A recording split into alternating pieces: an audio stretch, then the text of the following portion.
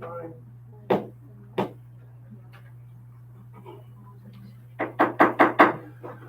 Good evening and welcome to tonight's Providence School Board meeting. Let's begin with the Pledge of Allegiance. Pledge of Allegiance to the flag of the United States of America and to the republic for which it stands, one nation, under God, indivisible, with liberty and justice for all.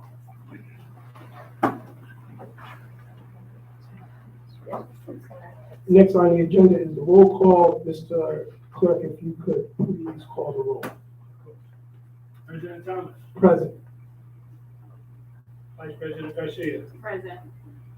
Secretary Dr. Santel. Present. Mr. Ayabami. Present. Mr. Stevens. Present. Dr. Goldberg. The three others called in and they are not available. We have a quorum, sir. Thank you, Mr. Clerk. Next on the agenda is the superintendent's comments. Thank you, Dr. President Thomas. I want to be able to, as you know, I wasn't able to attend the last meeting of the school year. And I want to say thank you to the teachers, the staff, the students, and community partners for all the work they are doing, helping us be successful this year, despite the continuous challenges that we had, and especially through COVID. I want to start by saying that working together, we're able to continue to develop and construct a strong foundation to help our students succeed. We have addressed issues that have plagued our district for years. For example, in 2019, the Johns Hopkins report called out the lack of required teacher-parent meetings.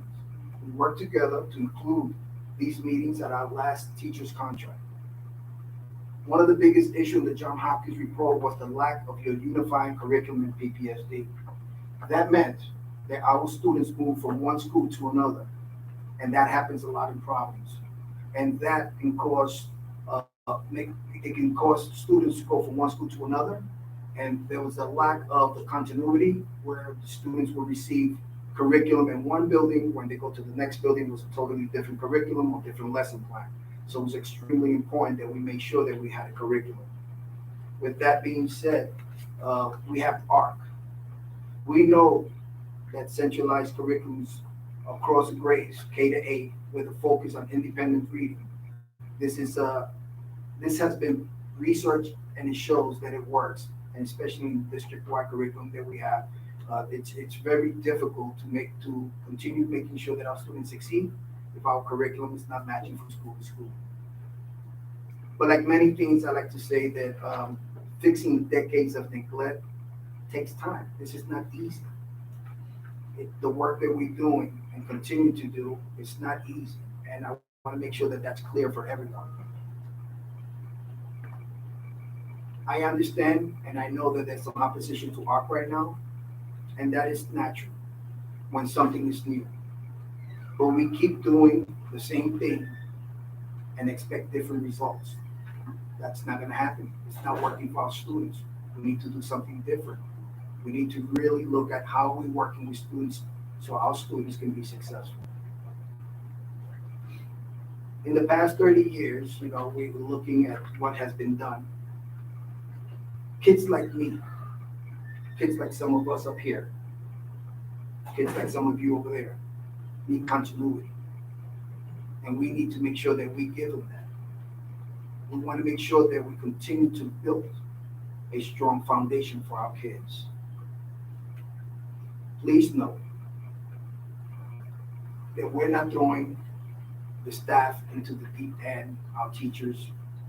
We are going to continue providing support for teachers, our veteran teachers, our new teachers who are coming in. We want to make sure that we're supporting them. There has been training and will continue to be training throughout the summer, making sure that the teachers get trained in the ARC. We also have toolkits to help teachers provide target and efficient instructions. ARC also has conferencing with students, and that is really important. This is where the teachers are actually doing one-on-one work which students, reading which students. This is where the students get to see what level they're on, what color of the book they're reading. How do I get to the next level? What do I need to do in order to make sure that I reach that next level? That's the importance of conferencing with students and documenting our students where they are and where they need to be. Again, I know this is uncomfortable. I know something new is hard, something new. I'm used to teaching a certain way. My students learn a certain way. I've been doing this. This is what's working. But understand that in order for us to continue to grow and set that solid foundation, we need to move together, work together to make sure that our students are successful. With that being said, I want to say thank you for the opportunity. Thank you, Superintendent. Next is the approval of the agenda. Is there a motion to approve the agenda? Motion's been made by Mr. Stevens. Is there a second? Second. Seconded by Dr. Santel. All those in favor signify by saying aye. Aye. Motion carries. Next, we have recognitions. Energy Efficient Award. Do we have Mr. Collins is the second coming forward. Where do you stand for these? Stand where you like, sir. I'll do half and Not half. feeling Yeah. I'll do a little half and half. Hello, everyone. I'm Nick Dommings. I'm the district's Chief of Communications. We wanted to just take a minute tonight to acknowledge a team that flies under the radar a little bit. So they can see you. There you go. All right. So we wanted to acknowledge a team that flies under the radar a lot. That's our IT team. They keep the Wi-Fi on. They keep our computers working. And in 2022, they're a big part of how we provide an education in a pandemic. And of course, all the work that goes on in the schools around education is so that students can have a better future. A big part of that future is the planet that they inherit. So for the past 10 years, our IT team has been buying energy efficient, easily recyclable electronics. And for the past 5 years running, they've gotten an award from the Global Electronics Council for how much energy efficient equipment they've been buying. To give you an idea, compared to less energy efficient options like laptops and monitors, the gear that they purchased last year alone eliminated 200,000 kilograms of carbon dioxide from the atmosphere. That's the same as 41 passenger cars for a whole year. That same gear also saved enough energy to power 70 US households last year alone. And again, this is just the stuff they bought last year. So imagine that over 10 years and thousands upon thousands of laptops, monitors, phones, you name it. So we wanted to say a big congratulations to Peter Santos, who heads up our IT team. Peter couldn't be here tonight. He's coaching, but hello, Peter. And also his team members, Leanne Clater and Kathy Sperduti. We just want to say thank you for helping our students have a brighter future.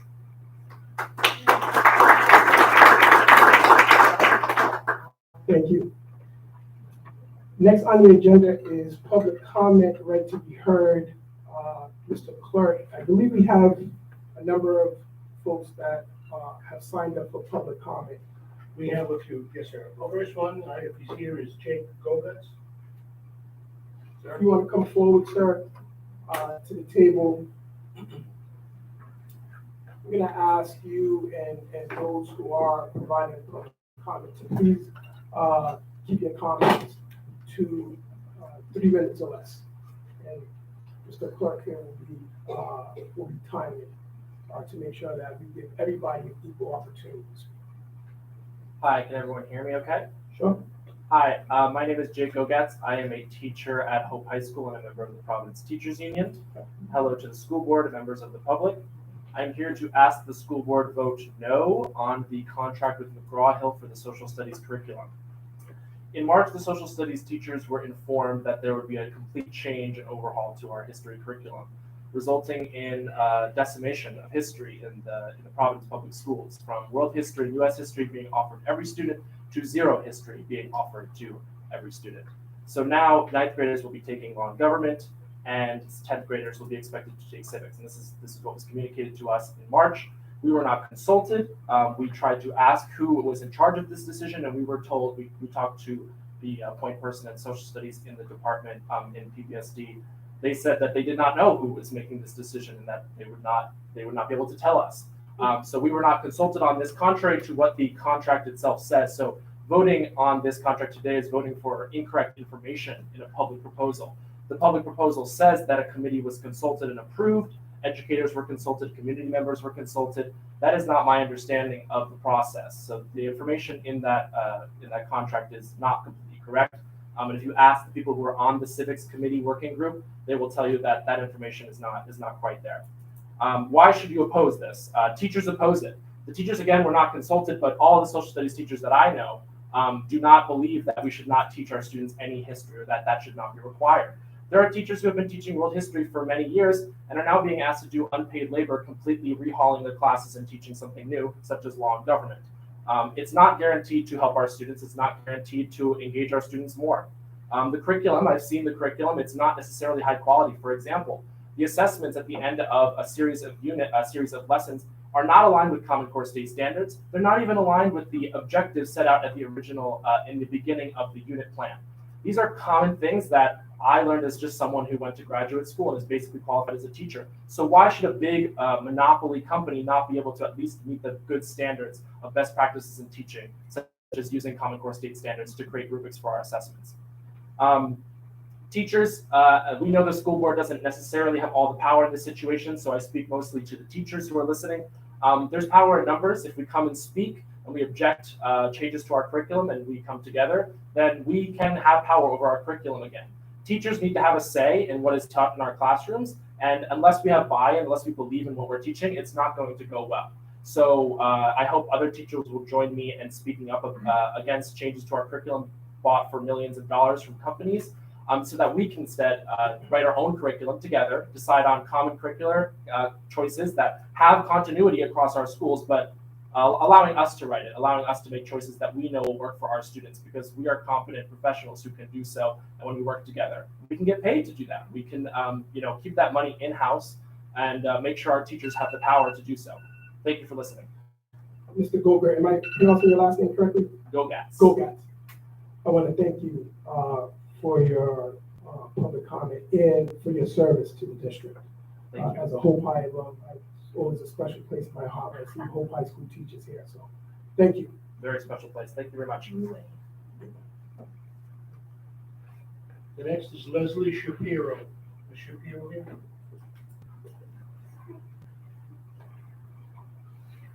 Shapiro, thank you for joining us.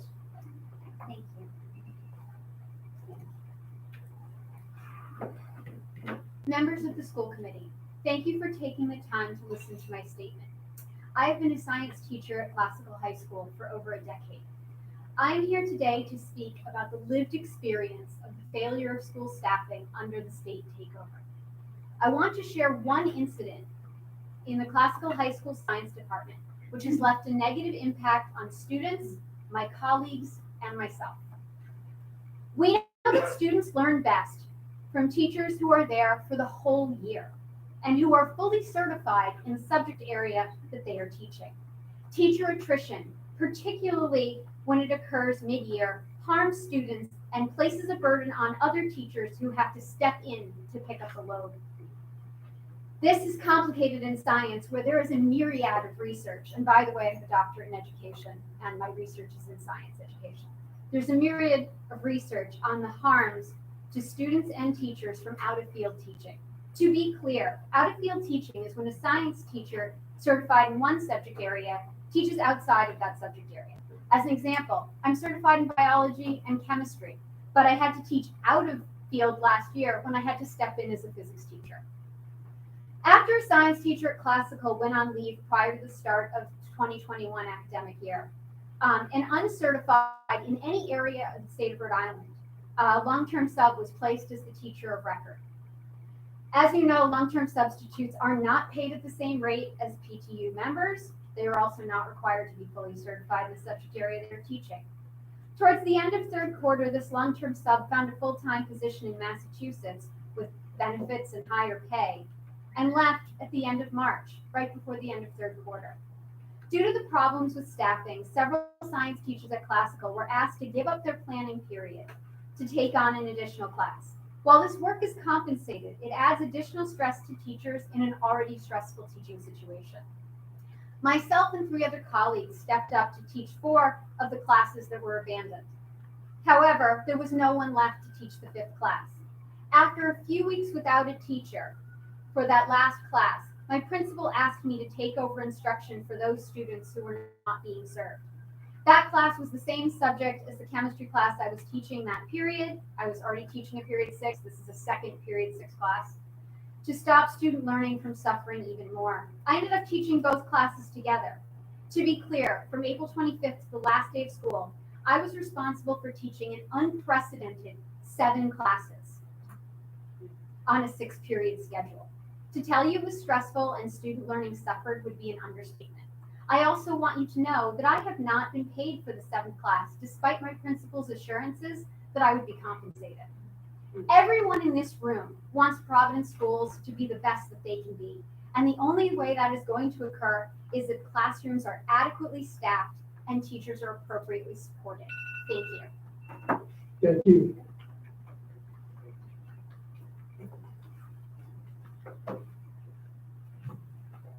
The next recorded was Lucia Gill Case. This case?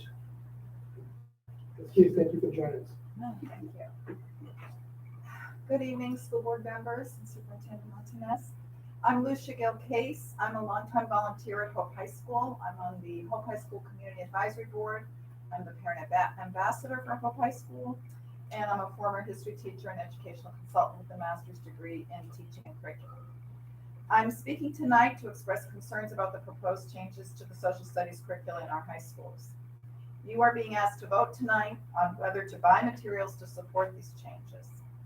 It's important to note that while there were some teachers, I think, involved in hearing the vendors present the materials, there was no significant community or building level input in the decision to change the curriculum in drastic ways. RIDE has moved to eliminate U.S. and world history course requirements and instead to require 2 full years of government and civics focused study. These changes would make it possible for students to graduate from Providence public schools without taking a single history course in high school. Students may elect to take U.S. history or world history as juniors or seniors under this plan, but they could just as easily take electives such as psychology and economics. Please take a close look at the 2 McGraw-Hill textbooks proposed for the new required year-long courses in civics and law and government. 15 of the 20-something chapters have identical or near identical headings. The overlap in these materials underscores the department's doubling down in one area of social studies at the expense of other critical areas. It's possible that substantive learning about American history may be integrated into these courses, but this plan shoves aside critical content.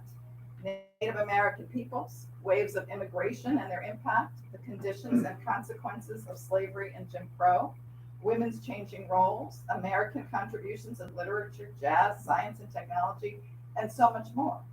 And what about the world? What about geography? What about basic features of the modern world, such as widespread European conquest and colonization, revolution, religious conflict, environmental factors in the development of civilizations, the Maya, the empires of China? I imagine we all understand the need for a strong civics education. There's no reason it should come at the price of other essential knowledge about our world. Why not require world history, U.S. history, and a year-long civics class? We need a more sensible, comprehensive approach to our secondary social studies curriculum, one that respects our students' right to emerge from PTSD with a strong knowledge of the forces that have shaped our country and their world. That's history. I advocate that you deny funding for these materials tonight and ask for a more thoughtful approach to social studies curricula that is accountable to students, parents, teachers, and the community. And I even have a few ideas about what those could be.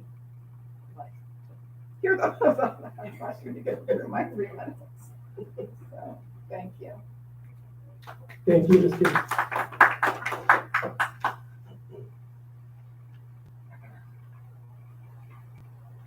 Next is Marguerite Chiampi, am I pronouncing that correctly?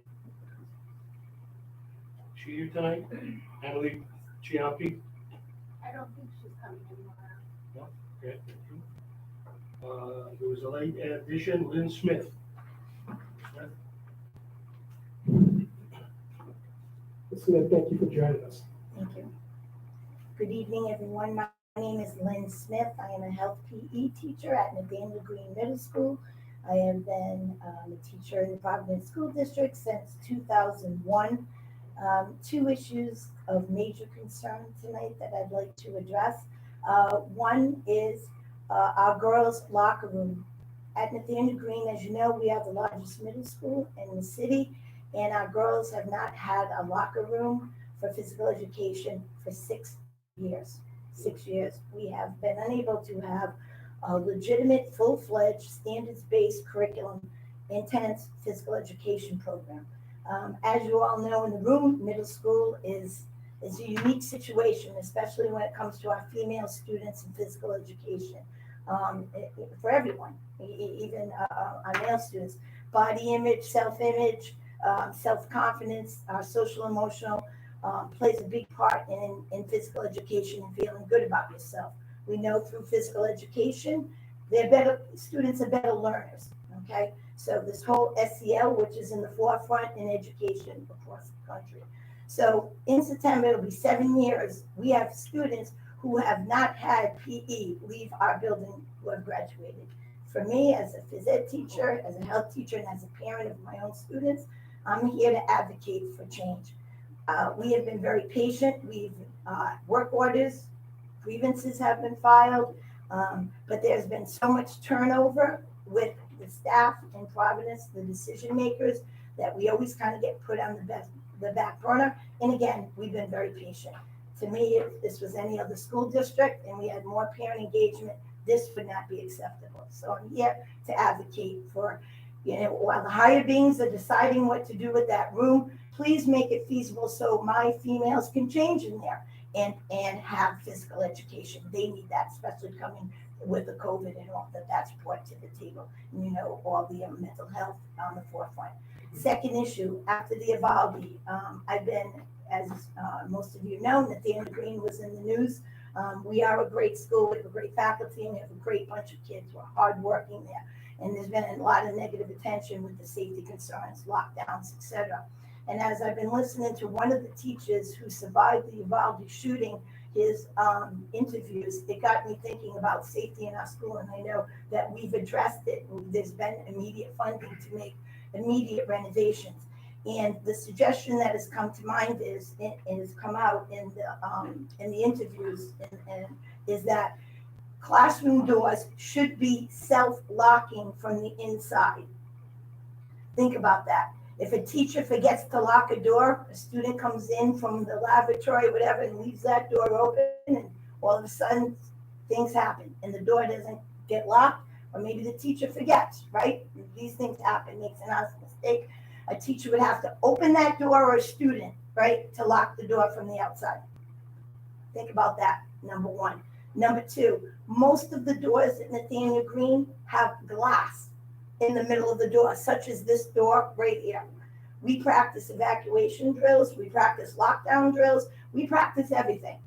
All someone has to do, and we've already experienced it in our school with a weapon in the building, it takes one time. All they have to do is smash that glass, and if they have a weapon, we're at the mercy of that person in the classroom. So I'm advocating for door replacement and security upgrade to the building. Ms. Smith, I want to thank you for your comments. And if it's okay with you, if you could leave your contact information with Ms. Shanahan behind you, I would like to follow up with you personally. And I plan to visit Nathaniel Green before the start of the school year with the superintendent to take a look at your concerns with regards to the girls' locker room, which I find to be concerning, and to see what we can do to address the safety concerns. But I would like to follow up with you if it's okay. I To leave appreciate your that. contact information with Ms. Shanahan. I appreciate it. Thank you for your time. Everyone, you. Thank you.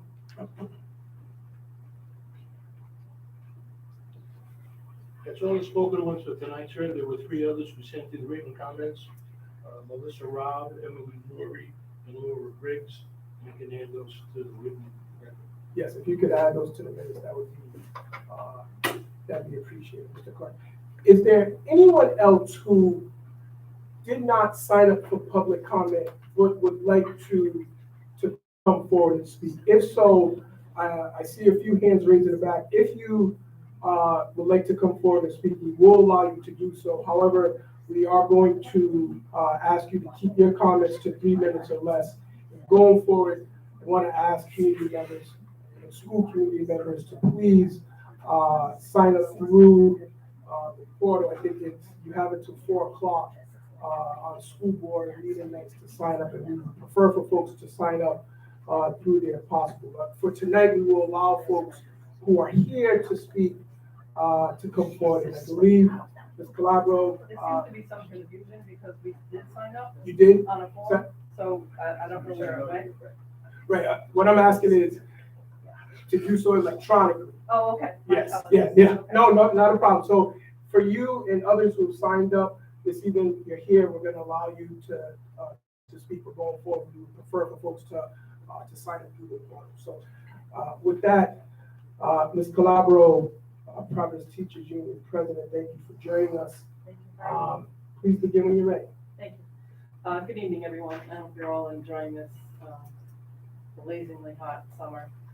I know I am. I'm here for a couple of reasons, but one is one that's very, very concerning that was brought up by Dr. Shapiro, and that is our staffing. We have significant staffing issues, and I didn't realize how significant staffing was this year until I went to the PTU office on Monday, and my secretary handed me a stack of resignations, 170 resignations since the start of the school year. Since the start of This school year, this week. 170. That has never happened in my tenure or Mr. Smith's tenure prior to me. 170 resignations, 160 of which, at least 160 of which, are classroom teachers. And they range from first year all the way up to 26, 27, and 28 years. And they're not leaving the profession. They're going to Johnston, they're going to Cranston, they're going to Pawtucket, they're going to East Providence. They're leaving a district who pays into Social Security, has a relatively decent pay scale, to go places to get more, to take less money because they don't want to be here anymore. I get calls every single day from people, I can't do this anymore, I can't do this anymore, I can't do this anymore. I have never felt so bad. It's never been this bad. Now, has it been this bad? I'm sure it has. But we are seeing, and it's across the country, people say, yes, there's a mass exodus from teaching. These teachers aren't leaving the education profession. They're leaving Providence. They're leaving our kids. 160 teachers leaving is about 4,000 kids who will not have a teacher this year. If that doesn't make people stay awake at night, because it keeps me up at night, I don't know what will. I am very concerned for the start of this school year. I'm concerned about the new Omicron variant and BA5, but I'm more concerned with the 171 teachers who will not be in front of kids this year. What can we do collectively, collaboratively, to get people to come here? Because nothing seems to be working. And to get those of us who are here to stay. Do you know how difficult it must be for a 28-year veteran to go out to be interviewed for the first time in 28 years to another district? I have multiple friends in all layers of education, and every one of our administrators says to me, I see an application from a Providence teacher, it goes to the top of the pile. It goes to the top of the pile because we're more professionally developed. We have more experience. We've done this work. Why can't we keep our people? We've spent millions of dollars professionally developing teachers. We spent millions of dollars professionally developing coaches. The majority of our coaches left. The long-term coaches that we've had as instructional specialists left for other districts. They took their show on the road and were welcomed with open arms from other districts. We have to stop this hemorrhage. We have to. In the interest of our kids, we have to. This is not about PTU, this is not about PTSD. This is about the 4,600 kids and 4,100 kids who are not going to have a teacher on August 29th.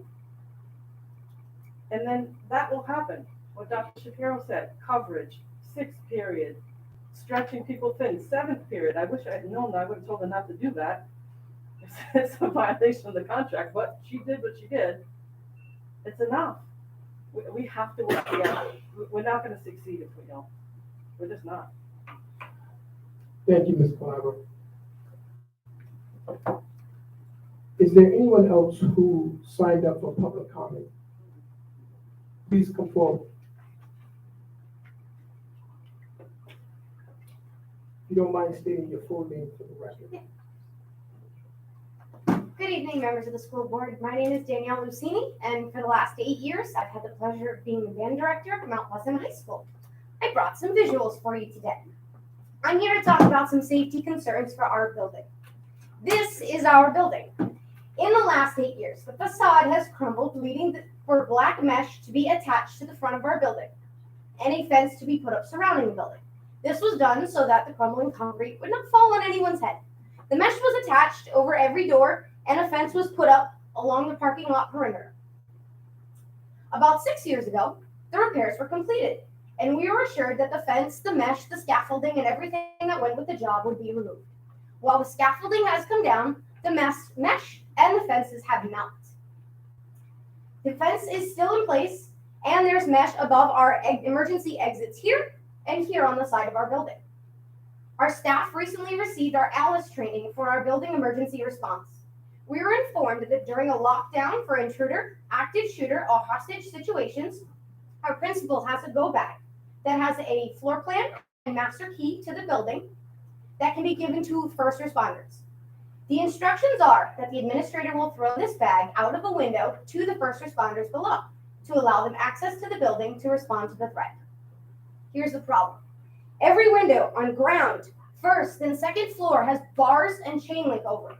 Our stairwells have this mesh over it.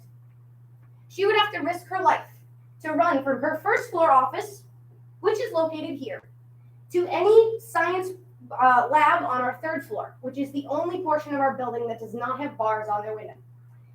She would then have to quickly use her keys to enter a room because we're in a lockdown. Teachers are instructed to have all of their doors locked. She cannot get in. She would then have to throw this bag down to the ground. But remember, there's a fence around our building. So that bag would fall to the ground and would land behind the fence.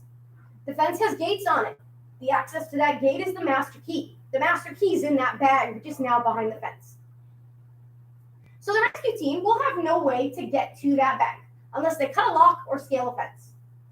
We have no way to successfully enact our emergency plan because of these barriers. And as I sit here and look across the way at Classical High School has no bars on their windows. And yet our students feel constantly that they are in a prison because their windows are covered with bars, their school is surrounded by a fence. The Mount Pleasant High School community is requesting that the remaining mesh and the fences left over from the construction be removed from our building. We would also like to ask Operations to consider removing the bars from our windows so that our emergency plans can successfully be executed should they ever need to be. Thank you. Thank you, Mr. Senior.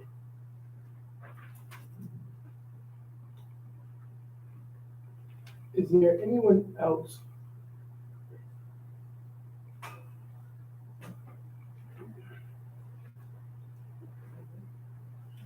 Good evening, board, superintendent, Jeremy Sensor, currently vice president of the Providence Teachers Union And I'm just here tonight in the spirit of kind of a sense of relief and in some aspects, happiness that the Crowley Reform Act that was recently gone through at least calls out this body as a place that should open up conversation. As a member of the Johns Hopkins review team in 2019, it's not lost on me that we are going into our 4th school year where we've been under state control in some capacity. 4th year. It was 3 years ago we went into it. I keep this book with me, and I've read it several times because Dr. Morrell spoke with us at that time and gave us warnings about some of the pitfalls that come about when a district has been taken over. Now, we've gone through changes throughout my 20-year tenure in Providence schools, and now we hear about the need to stay the course. And I do think that that's important. But I think one thing that this body can provide is the opportunity to kind of even out the access that people have. One of the good things that we hear is there are groups of parents and family members who feel like they're being heard and they have access.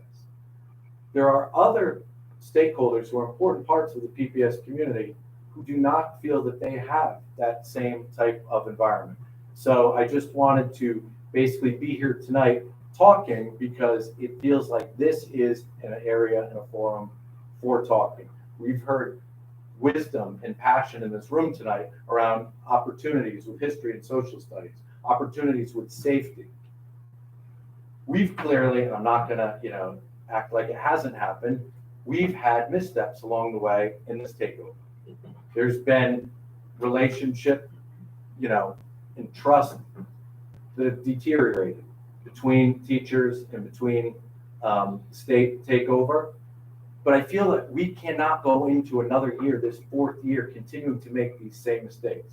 So I want to address one thing before my time runs out, because we could go through a lot of these missteps, but a lot of them are learning opportunities. In our classrooms, that's what they are. They're opportunities, right? We're not going to have our kids and be like, you screwed up and that's it. It's this way forever. It doesn't have to be this way forever. In particular, I want to reiterate what we've heard about staffing. I would like to sit here officially and offer that PTU and PPSD work 100% in collaboration on retention and recruiting of teachers. It's going to be so hard to overcome, given the narrative. Let's just be real about it. We're not creating a destination for teachers to want to come here. As I sit here, along with other teachers, I'm looking at offers from other districts. I recently spoke with a teacher who's taking $7,000 less to go to another position where she indicated overall respect, class size, and general treatment were reasons for that move. In 2018, I believe the vice president of this board attended Council on Great City Schools with 3 outstanding educators who were representing an excellent aspect of our previous strategic plan. None of those 3 people who went to that conference are in this district. They're in other districts where they're valued, where they're bringing their wisdom. And you know what that was like at that time, when we had something to be proud of, where we could tell our students, this is a good place to be, because the adults feel it's a good place to be. And the students, I agree completely with Dr. Montañez about this. They have to be at the center. But how are we going to model the type of joy we want in learning for our kids if we don't live it and work it and model it as adults? And I'll be, as I was during the Hopkins report, I'll take responsibility for my role in what has been a combative relationship. But if we go into this 4th year of takeover with that continued relationship, we will not bring teachers here. The only way we will and keep them is if we are serious about doing it absolutely together. Mr. Spencer, thank you for your comments. It looks like we have it. Do we have another? Please, move forward.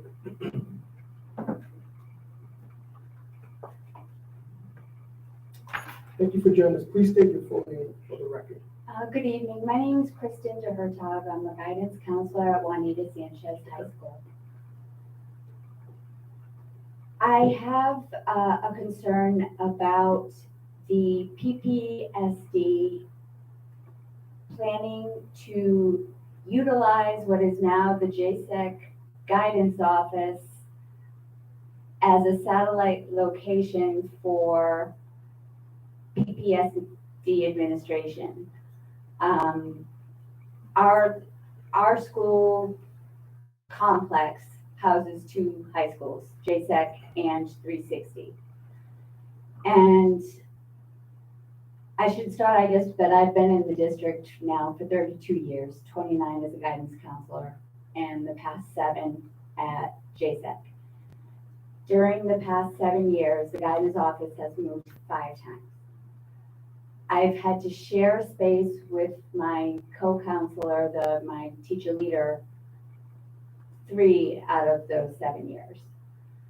And finally, this school year, we had a real guidance office located in the center of our building. I believe that the administration had moved several offices over to another location, and during the last week of school, we were informed that they're coming back.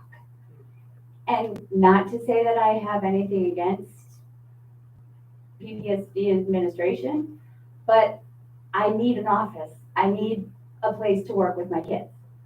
And unfortunately, at JSEC, there is no other place to go unless we, kick out a teacher and 2 teachers and move into a classroom, which of course we're not going to do.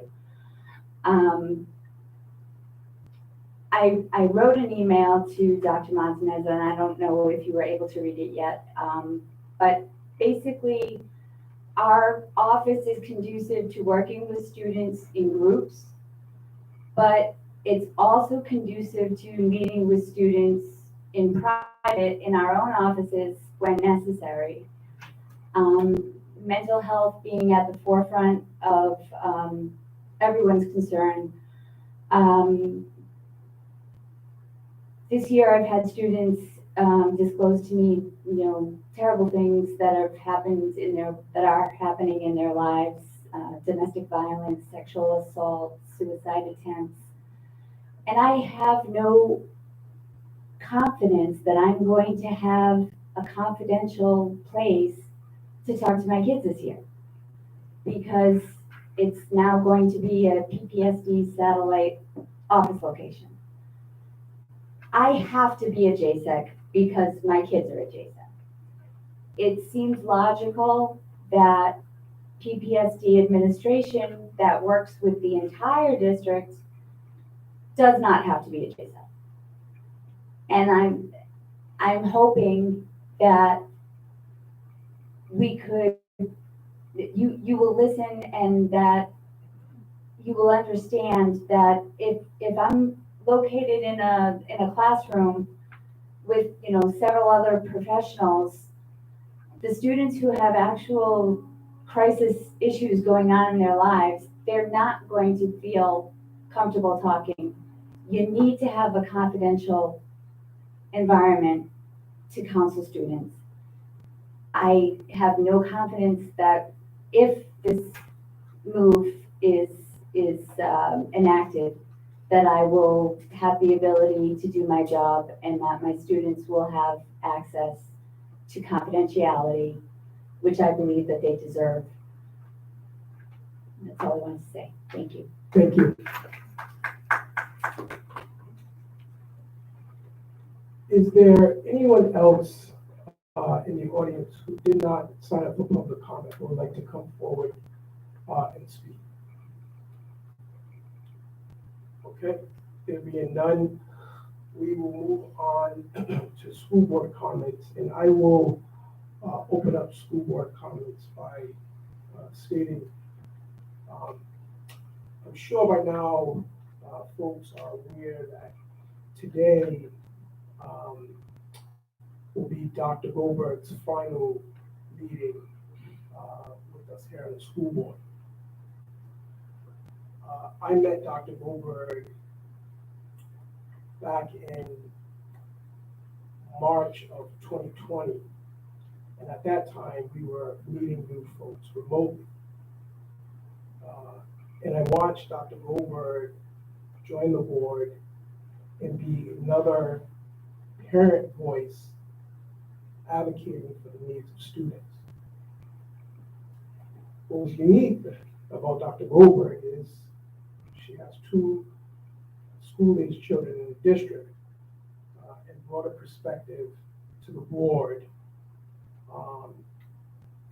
that was beneficial. She was one of 3 individuals who I believe currently have students in our school district. As school districts throughout the country grappled with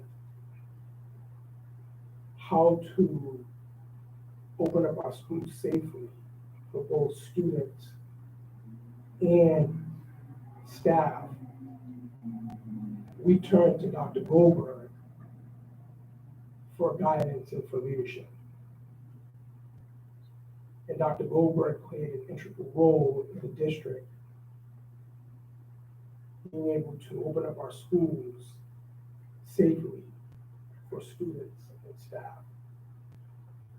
I admired how Dr. Goldberg would use her other platforms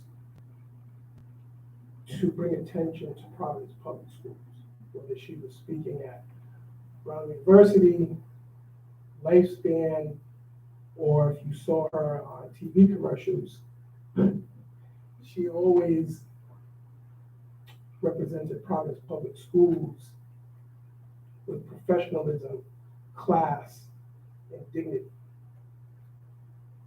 And even in her departure, she asked to stay on the school board to her very last day in Providence. And I think that that is a testament to the hard work and the dedication that Dr. Goldberg has displayed during her tenure on the school board. I got the opportunity to get to know Dr. Goldberg on a personal level as well, and knew that she had a heart of gold, working in the emergency room, tend to our students and their families by night, and then by day, advocate for systems change here in the district. Dr. Goldberg, on behalf of the city of Providence and Providence Public Schools, we thank you for your service. And as a token of our appreciation, we have here for you a citizen citation presented from Mayor Lawson. And it says, I do hereby confer upon this citation and recognition of your service on the Providence School Board. Since the day you began, the service that you have marked, your endeavors have distinguished you as a professional of tremendous ability and dedication. I am joined by your family, friends, and residents of Providence, applauding you and offering you the warmest wishes in your future endeavor. So I'd like to present this citation to you, and also, once again, thank you for your service on the Providence School Board.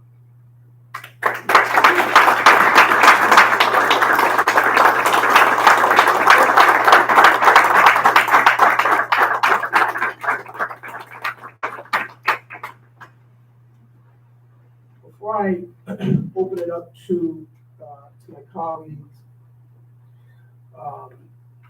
for their comment, I do want to say a few things about some of the comments that were shared here this evening. As we head into a new school year, staffing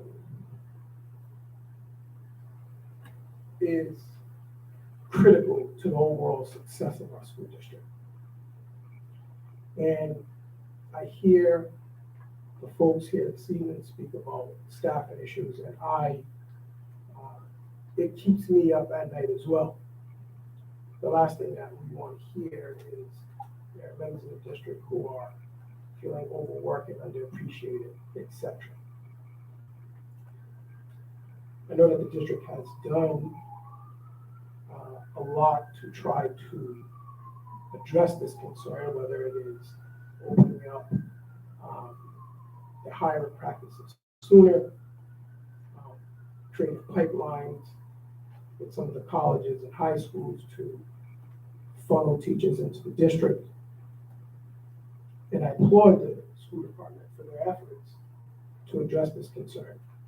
But certainly working together is a step in the right direction to resolve this issue once and for all. And I think it will make the relationship between all parties stronger if we are indeed working together and holding each other accountable. I am prepared to work alongside the different parties to address this concern once and for all and create a pipeline of diverse teachers into our district to work with our students. My hope is that there are other parties that are willing to do the same. Because at the end of the day, we are all tasked with the responsibility of supporting and educating 24,000 students. So I look forward to the opportunity to sit with other stakeholders and bring a resolution to our staffing needs.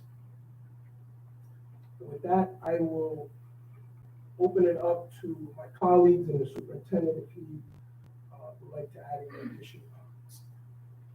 Any additional comments from members of the board? Dr. Santel. This is more in the form of a question, I guess, but I'll direct it to you, the superintendent. We heard from one of our PPSD educators during a public comment about remove of some PPSD offices that might displace the counseling office at JSEC. I guess I have two questions, one that's specific and one that's more general. I would hope that whatever PTSD functions we're planning to move over there, we could find some other place in which to do it without causing direct harm to the students, especially because this district has made a very strong commitment to social emotional learning and mental health of our students as central to everything that we do. So I guess I'm wondering what that function is and if we can actively still look for other places for it to be. And then the other question I have is, I suspect in our 40-odd schools in the district that this is probably not the only school that's facing space challenges for counseling. And again, given the resources and strategic commitment we've made to counseling and student mental health, it might be worthwhile for us to survey our counselors across the district to see whether they do have spaces available to them, even if it's not their offices, to meet with students confidentially when they need to do that. I suspect that this is not the only building in which that's an issue. This counselor had the courage and civic virtue to come forward and tell us about it, but I suspect there's more to it than that. So that's kind of two questions, one specific and one is more general. I think the second one, the more general one, perhaps is something that information that can be brought to the school board.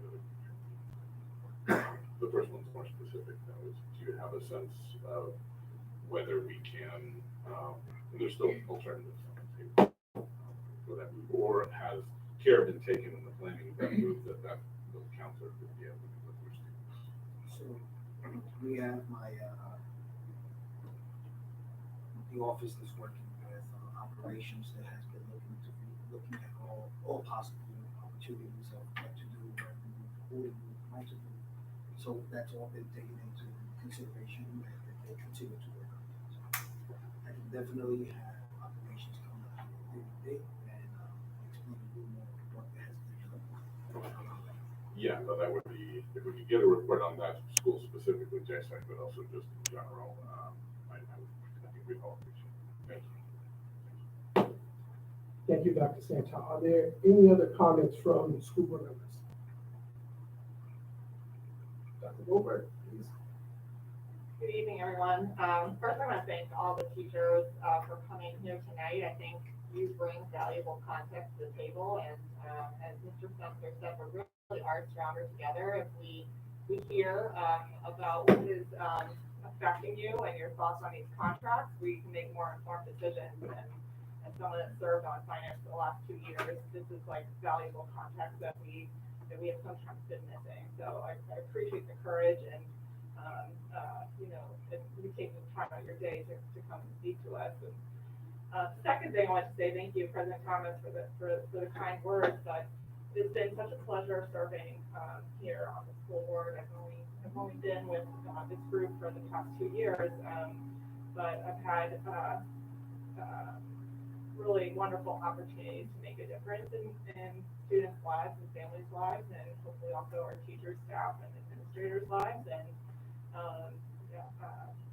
I want to make a plea to those in the community that are also parents or have in some way have a connection to Providence Public Schools and have time to give and their talents to give. That this is a really valuable venue for people to come and share their skills. So I really hope we can find excellent replacements that can advocate on behalf of our students and staff. And thank you also to PPSC for embracing and allowing this work tonight. Thank you, Dr. Goldberg. Are there additional comments from board members? Yes. Mr. Stevens. Dr. Goldberg, you will be missed, I may say. Remember the first time I wanted to visit some schools. I was trying to, but I couldn't because of COVID. But then a couple months down the line, you contacted me and said, hey, Tyra, you want to visit some schools? I said, absolutely. Visited some schools. She said, Tyra, you know everybody. I was laughing, but Dr. Goldberg, I appreciate you. I appreciate your work. Your work is definitely going to be stained on the school department because you left such a remarkable stance for a lot of people to be able to look up to you and look and see all of the great work that you've done, all the health and wellness work you've done with the district. I'm just beyond flattered and thankful that you were my colleague and you're going to be my colleague all the way until your last day. And we will stay in contact. You will still see me around on Twitter and everything, but I truly appreciate you and appreciate all the work that you've done. I also want to acknowledge Ms. Nicole Onye as the new Chief of Equity. I am beyond honored and thankful that Ms. Onye had received that role and position. I know that she is going to do a remarkable job in her new role. I've always been a fan of Ms. Onye, and I truly, truly appreciate the district on bringing her in. True warrior and soldier for this district, and that was definitely a great selection in that role. Looking forward to the presentation and the equity audit, so I can't wait to see that on today. I also want to thank the PTU for showing up on today. I do have to give Mary Beth Calabro and Jeremy Sensa some credit. The presidents of the board, they are giving us a hand to absolutely work with them to resolve this situation of 170 teacher vacancies. So I hope that us as a district superintendent, we're able to work with them to fill these unfilled positions and roles of teachers. So I'm truly looking forward to that. That's truly a great step in the right direction so we can all work together, because at the end of the day, it's not about the school board, it's not about the district, it's not about the PTO, it's about the students. So we need to be able to work together to ensure that we have teachers in front of our students and our students aren't having substitute teachers in the district. Last comment on today would be about the guidance office for Juanita Sanchez. I've sent out emails.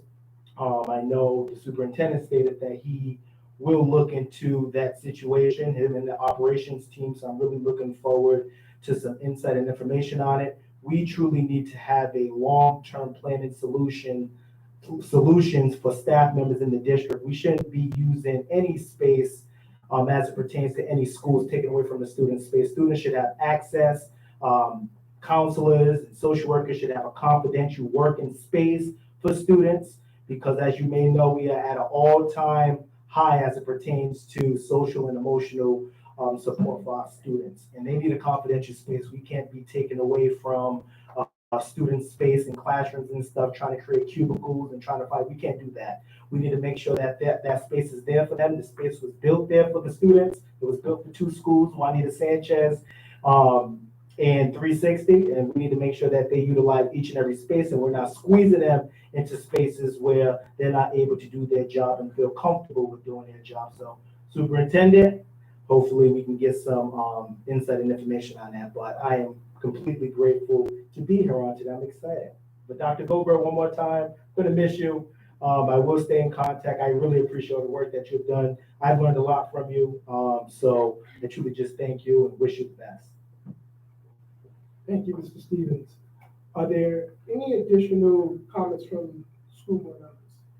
I just have one more quick thing. Sure. I mean, most of what I want to say to Dr. Goldberg, I'll say privately, but I do want to say one thing, which is that it sure has been nice having a doctor on the school board, which has been well timed, but would have been nice in any case. But and I don't mean to be flippant about that. We've gone through, and we'll, by the way, continuing to go through some issues, pretty serious issues with pandemic in a district and in a community where we have a lot of very vulnerable people.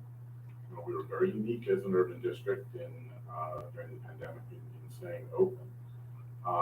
But Dr. Goldberg has been a role model, I think, in general, but for me in particular, personally, for how to bring your professional expertise, outside expertise to bear within the school district to educate people, myself included, on very complicated and scary issues with the pandemic in language that we can all understand. I think we all know that as a country, even some of our school boards meetings, there are an awful lot of disinformation out there about the pandemic, about efforts to mitigate it, protect people from it. Speaking as one of thousands of people in this city who has someone in my household who is profoundly vulnerable to the virus, I know that the work that you've done in this district, not just in the hospital, but here, has protected people and saved lives. And I want to thank you for that.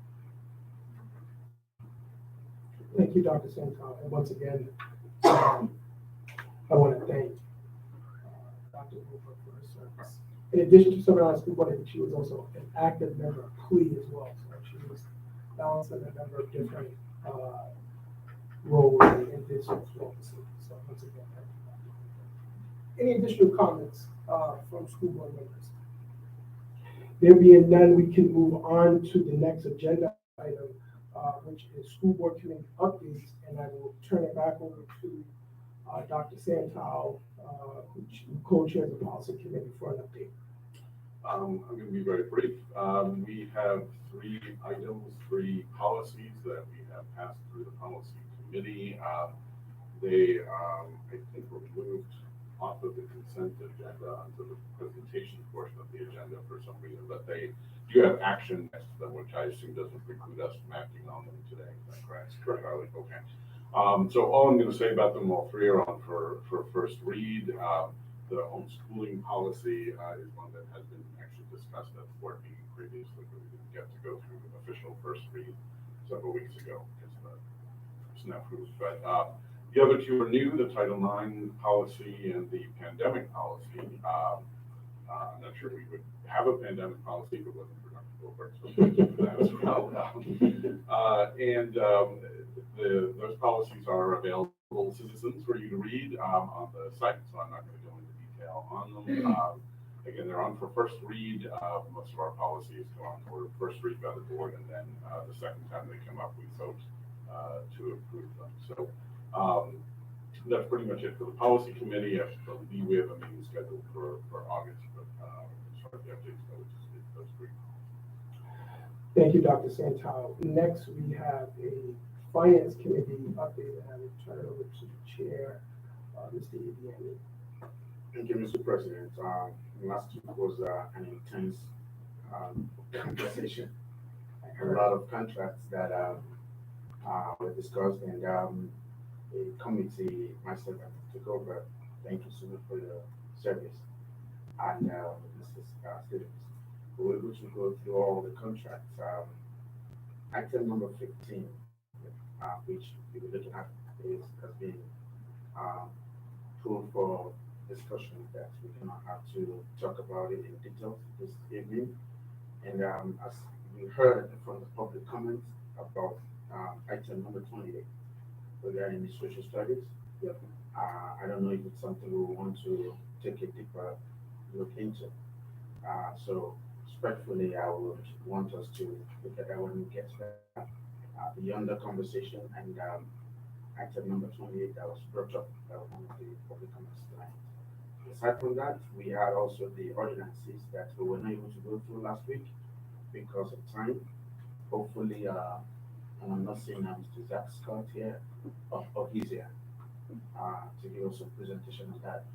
If time permits. Can I add something really quick? Sure. For item 30, I heard that they've received some, a bunch of schools received that item already without it being approved. I don't know if it's true, but if someone from the district here could probably, when we get to it, probably inform us if that's correct. I've heard from multiple people that they've already received that item, and we haven't approved it yet, so that's just mine. Okay. Is there anything else from either Mr. Stevens or Mr. Ian? Okay, so my understanding, just so we're clear, item number 13 has been pulled. 15, Mr. Chair. 15, I'm sorry, 15 has been pulled. And we are going to have a continuation of this item next month, at next month's Finance Committee, and then we will take action on it next month in our August school board meeting. So item number 15, we are clear with. And I'm gonna have more to say about item 28 and item 30 when we get down to the consent agenda. The final school board, school committee updates is health and wellness, and I will turn it over to Vice President Garcia. Excuse me, good evening. Health and Wellness Committee actually took a break in July, so we did not meet. The only development in Health and Wellness Committee is that we are losing my co-chair, Dr. Goldberg, and she will be greatly missed for all the reasons already mentioned today. It has been an honor and a privilege to serve on this board with you. The only other woman on the board right now, and your perspective as a medical professional and also a mom is just invaluable. So thank you so much. And we are losing, we're losing a valuable member of this community. So I am jealous of Colorado, and I'll leave it at that. Thank you. Thank you, Vice President Garcia. Okay, so next is the consent agenda. And I'm going to ask, and Charles guided me through this, I'm going to ask for the board to approve items 12 through 14. And then I'm going to ask the board to approve items 16 through. Before we do that first motion, Mr. Chair, because item 12 is the approval of the consent agenda, why don't we remove the items from the consent agenda that you'd like for discussion first, Okay. and then approve the consent agenda? Perfect. So I'm going to remove items 28 and items 30. And 15.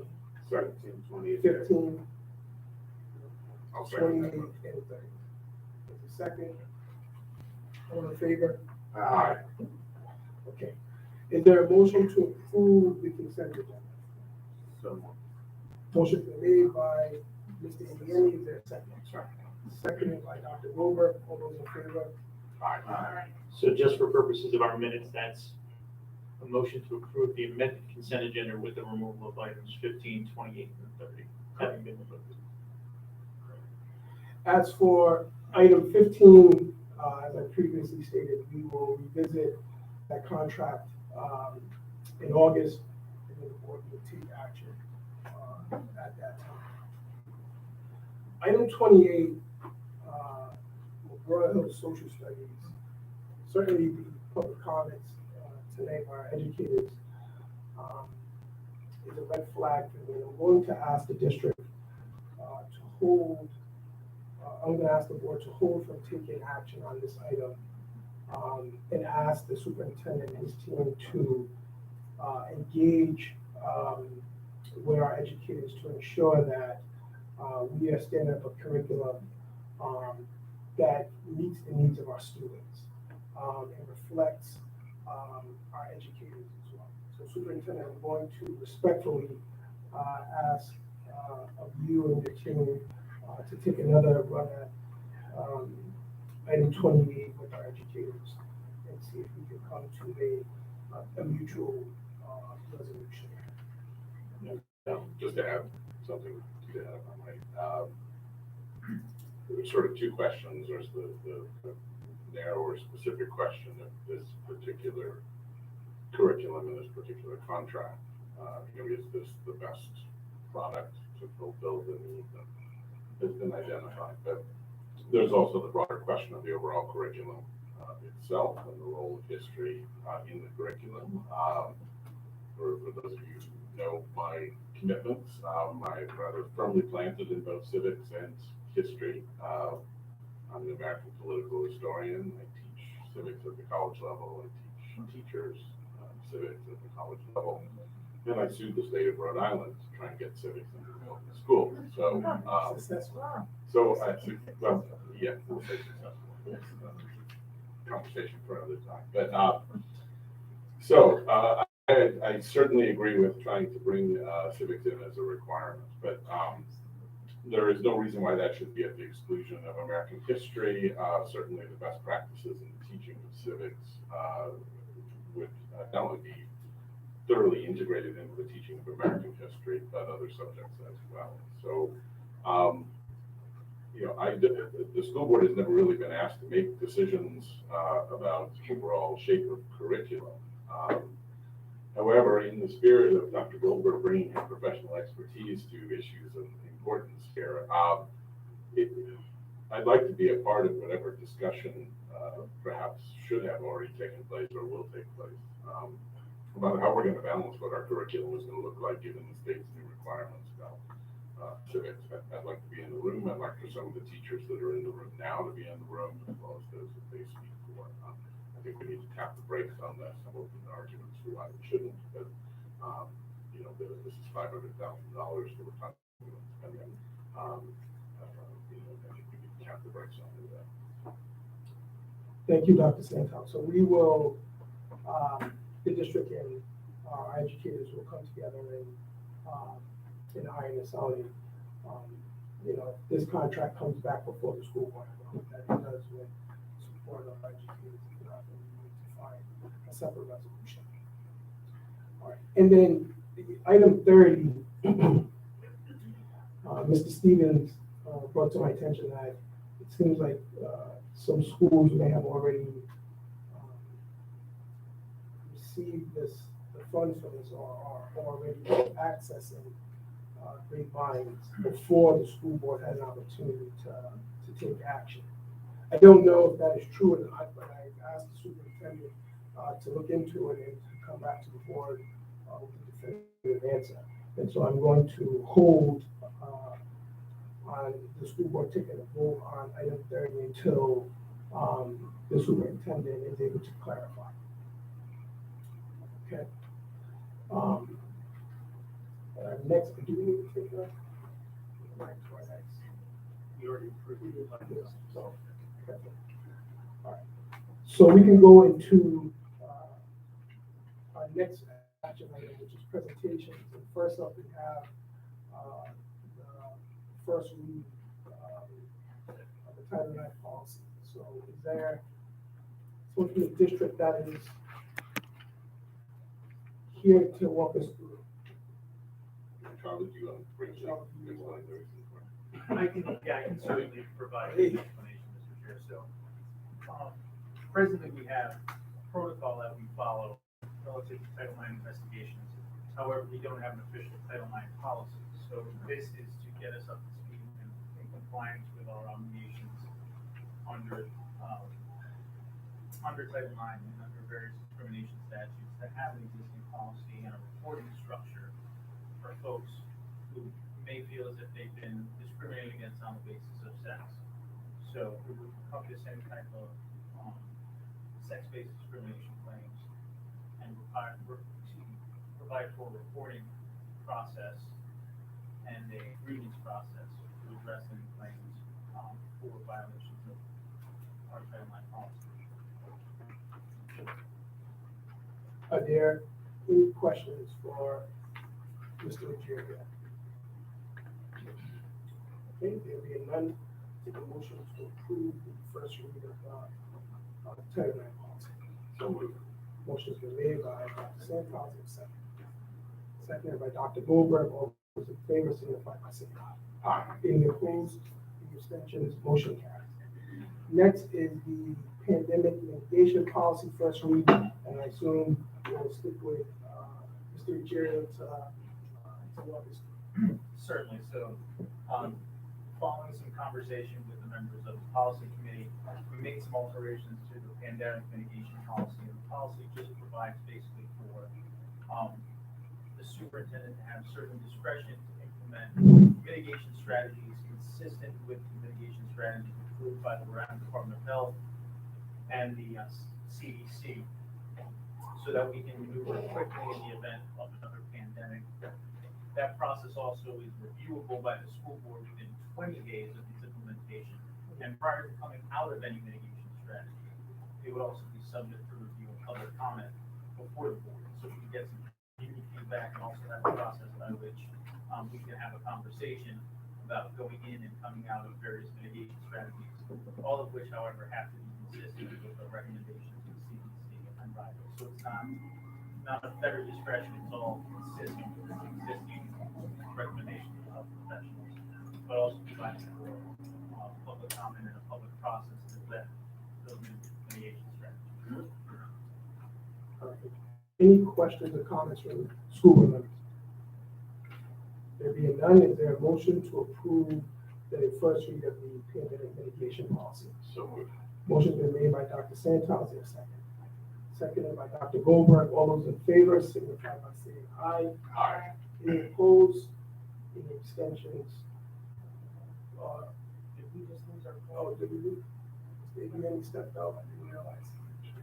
But no, we still have five. Still all right. Yeah, so it's all good, Mr. Gary. Motion carries. Next on the agenda is the homeschool policy first read.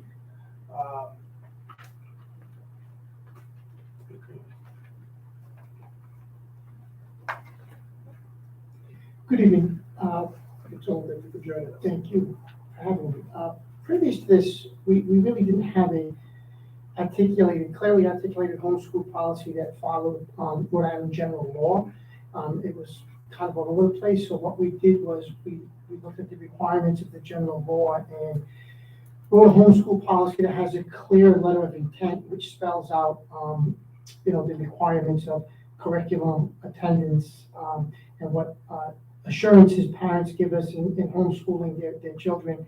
And along with that, we also put into the policy some guidance for parents who need some clarification in regards to education plans and working with their students at home if they want. It's optional, but we put some safeguards in to assist families and students as well in this policy, and it fully complies with Rhode Island general law now. So, thank you, Mr. Catone. Is there any questions or comments for Mr. Catone? I just wanted to thank Mr. Catone and his team for the work they've done on this and creating a policy out of nothing, which has really done a great job of including homeschooling families, giving us a sense of their needs. And I think it's a really well written policy. So thank you. Thank you. Any additional comments or questions? There being none, is there a motion to approve the homeschool policy first read. So moved. It's been moved by Dr. Santos, and seconded by Dr. Goldberg. All those in favor signify by saying aye. Aye. Any opposed? Any abstentions? Motion carries. Thank you, Mr. Clark. Next on the agenda is compensation, classification, and appropriation ordinances. I believe Mr. Scott is here to walk us through the presentation. Mr. Scott, thank you for joining us, sir. Thank you so much. And I'm here with Mr. Batisi as well. Let me see if I can pull up the.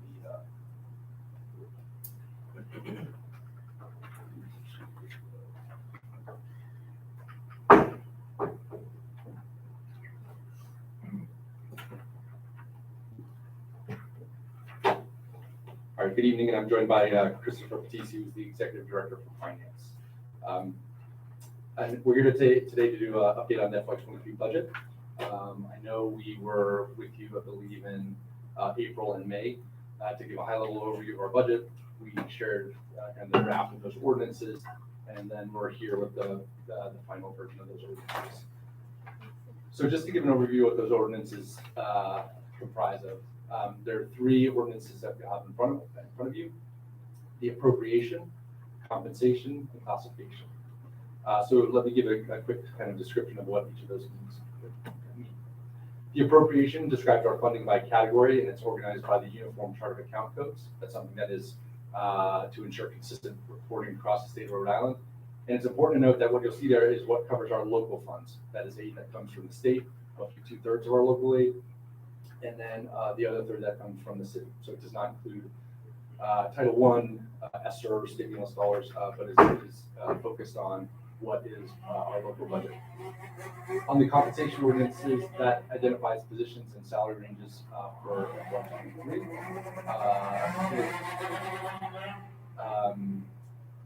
We have, there are staff such as our PQ, where we have a contract for next year, so that includes cost of living increases for that employee group.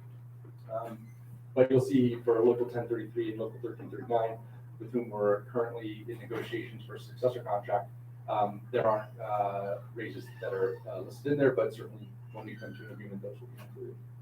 It includes positions that were added and removed from the previous fiscal year, as well as funding sources. And lastly is classification ordinance, and that includes the FTEs by school and department, and provides some indication of whether the funding is local or non-local. So I'll go through this again. We've talked about it a little bit at previous presentations, but just to give this as an overview of our appropriation for the coming year, and it's proposed at $426 million, which is about a $6 million increase from previous years. From the previous year, if you look over the past few years, it's slightly lower than what we've had in the past fiscal years. And I can kind of share how those changes align to different expense categories. So in salaries, we're roughly flat. That's kind of a mix of both some, as we've seen, some enrollment declines, reduction in FTEs, and also some positions that were shifted from local funding to non-local funding, while also accounting for our contractual salary increases. So it's kind of it nets out to roughly even when it comes to salaries. For benefits and special items, that's what you think of with retirement and medical benefits. Those typically go up every year. And that is what we see for this proposed for this fiscal year as well. On services, this includes a number of items. It includes tuition to charter schools, service contracts like a custodial contract and a transportation contract, as well as translation and interpretation services. Supplies is roughly even, but you can think of all the supplies that the district purchases that go into that line. But again, when you look really, those top three, salaries, benefits, and services, are where most of our funds are spent. A slight decrease in the capital line, and that's attributed to having some of our technology purchases being used through non-local funds, such as our stimulus dollars. So when we're doing, as you've heard, have done significant technology purchase over the year, we are leveraging some of our federal dollars to do that. And then utilities stays roughly flat for the next coming year. So when we look at both short-term and long-term impacts, FY23 state aid has largely been finalized. though we are in active conversations with the city about the revenue contribution, as we shared with the board. We are, we met with them last week. I have time again in August to keep working through the city's revenue contribution. As we shared a few board meetings ago, we are starting to get underway with our work with Ernst & Young to address key cost drivers. That was a contract that was approved a few sessions back to look at some of what we see as some of our key cost drivers in the district, so we can address them beginning with the FY24 school year as we see potential future revenue declines for the district. In terms of where we've been and where we're going, as I shared, we met previously in April and May and shared many of these documents. We didn't have a chance to talk through it at this past finance meeting, but we're happy to answer questions here. We've submitted our consolidated resource plan to the Rhode Island Department of Education, and we'll be submitting this proposed budget for approval to the commissioner at the end of the month. So with that, I know it's quick, but we wanted to leave time for questions, and I know folks may have some, so happy to answer any questions that board members may have. Mr. Scott, thank you. Thank you for the walkthrough. Mr. Scott, can you speak to the nature of the conversations with the city with regards to, I know we visited this several months ago, and I'm curious to see if there's been any headway with regards to funding that we are holding at the city to assist us. Yeah, I would say we made some headway. So there was a time when we were meeting kind of party to party discussing potential resolution. And at this point, we brought in an external mediator to help mediate the issue between the parties. I think both sides have, I believe, understand each other's positions. There's been some kind of closing of the divide, but we still have some ways to go. I mean, I think we all understand that,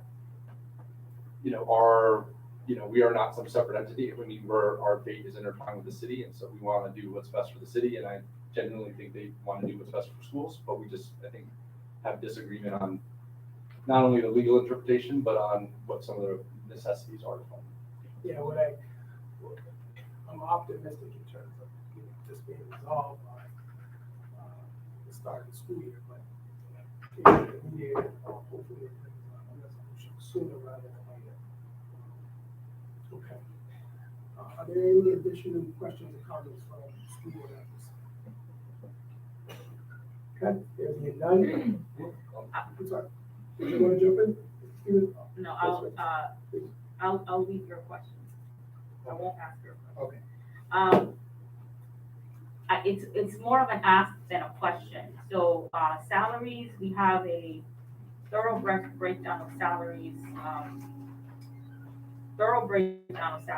That is, what is it, $211 million. But we do not have a thorough breakdown of services and supplies. Now, in Finance Committee, we see a lot of contracts come through. I would like to see in the future and have an understanding of how much we're spending on providers, consultants, just categorizing services and supplies by what they're for, right? So you're saying, services $89.6 million, fiscal year 22, final for tuition service contracts like custodial, translation interpretation. I know we're not spending $89 million on custodial services and translation interpretation. So do we have that? Oh, yeah. See Dr. Goldberg. Yeah, and I'd say, Okay. They break it out. Some of them are, it's the Unified Chart of Accounts that the state uses, so some of them are always, to be honest, crystal clear. So if there are ones that you have questions about that don't logically make sense about what they are, we have to answer. Okay, no, I don't think I got that in my packet, but Dr. Goldberg saved the day once again. If I have more questions, I will email you. Thank you. Thank you, Ms. Garcia. Are there additional questions or comments from board members? Yes. So thank you. We have a breakdown of all of the salaries, but I'm looking at on the website half of the executive leadership team, and I don't see a breakdown of their salaries on this sheet. So can we please get an updated version of all of the executive leadership salaries and any other salaries that may not be added to this sheet? Yeah, now, do you have the compensation ordinance? Correct. Sorry, do you have that? Oh, in your packet?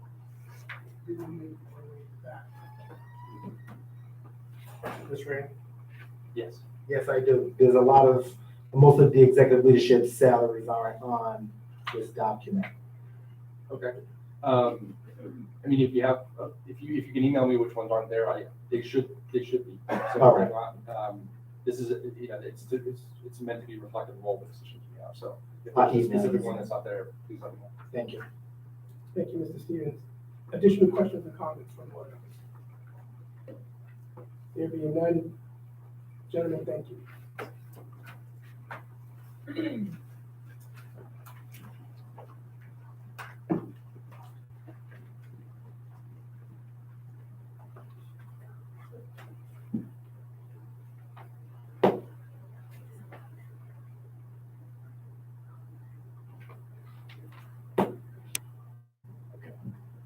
Next on the agenda item is equity office presentation.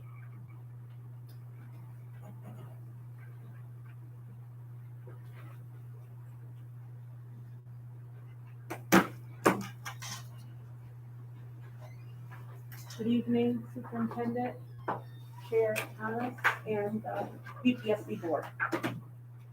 Thank you for joining us. Thank This you. has been a long awaited, much anticipated presentation. And we're happy to have it before us this evening. Thank you. I'm glad to be here. I also want to say good evening, Superintendent, President Thomas, and all school board members. It's a great pleasure to be here. I also want to say I'm sorry to see you go, Dr. Goldberg. I really enjoyed your visit when you came, and I also enjoyed follow-up as well. So Colorado is where you're going? We're very blessed to have you. Thank you for your service. We'll turn over to two ladies to begin. How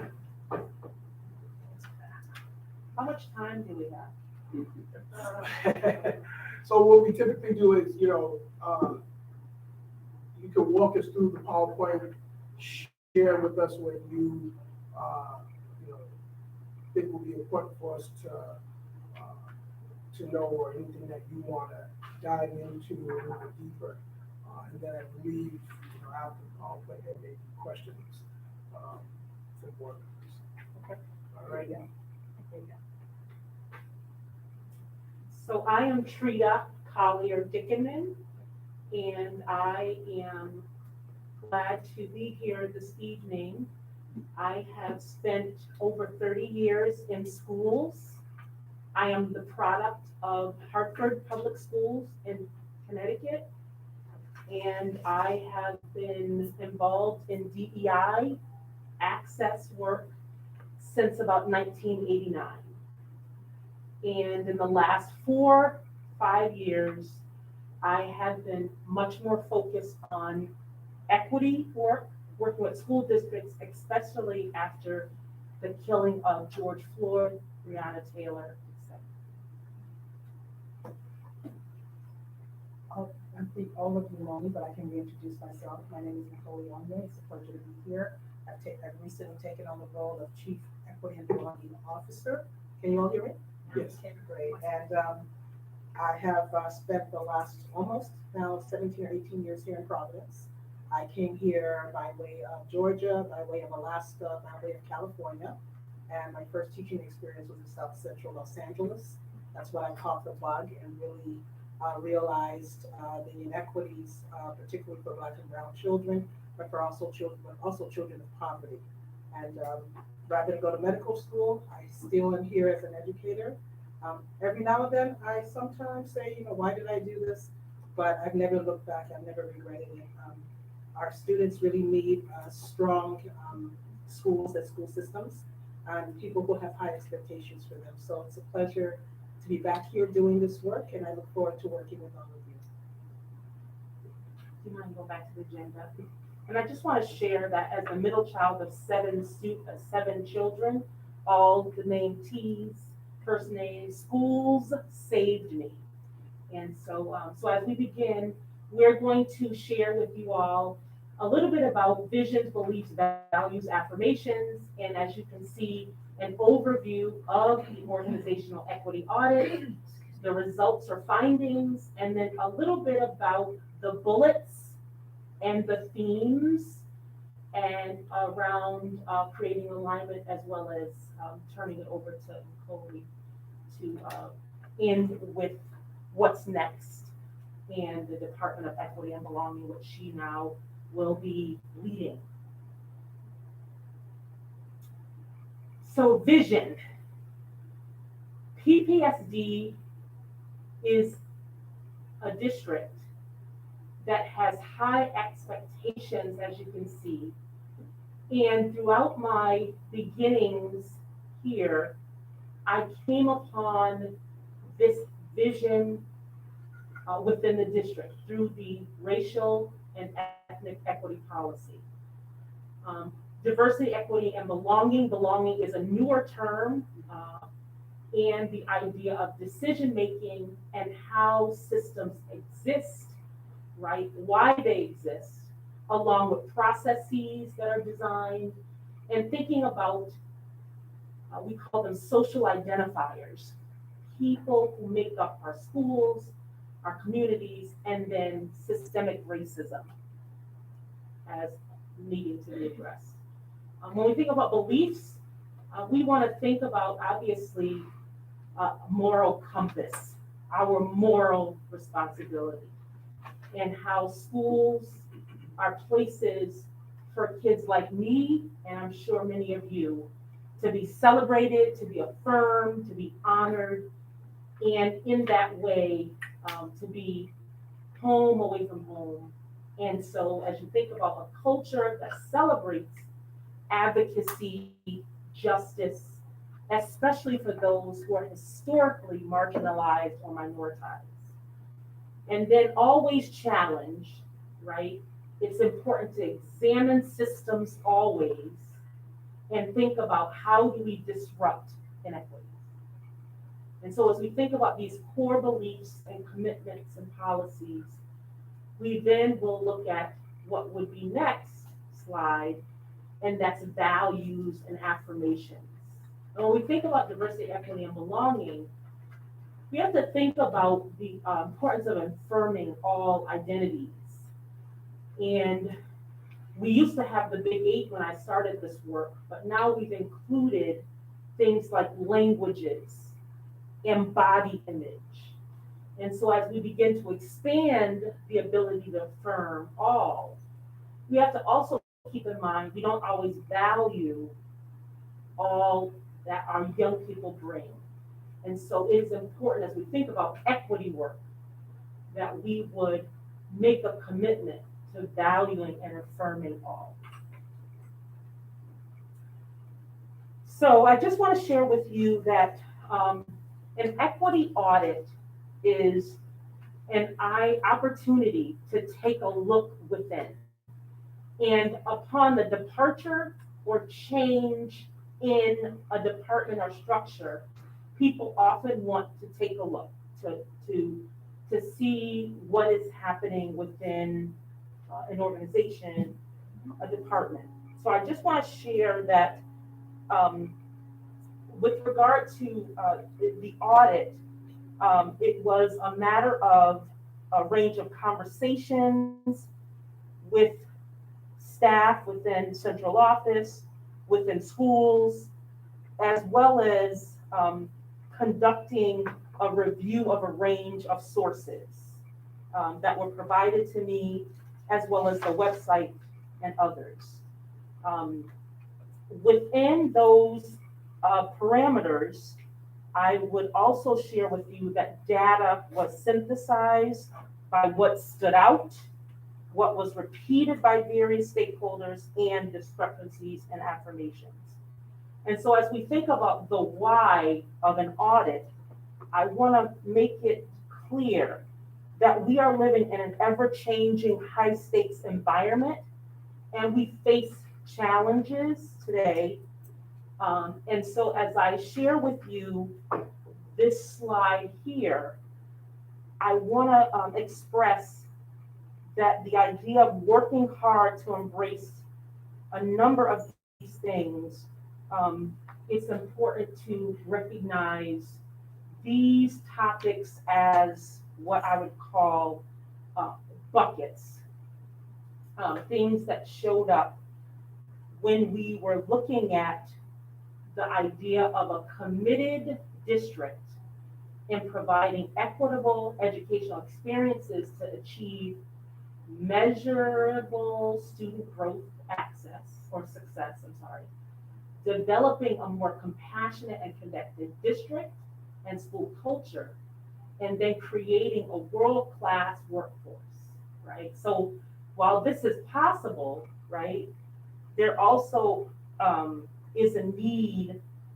to think about cultural needs of a range of students and groups, and what often happens when there are lacking resources, as well as how to create a customized equity framework to help the district as a whole understand basic advanced level concepts.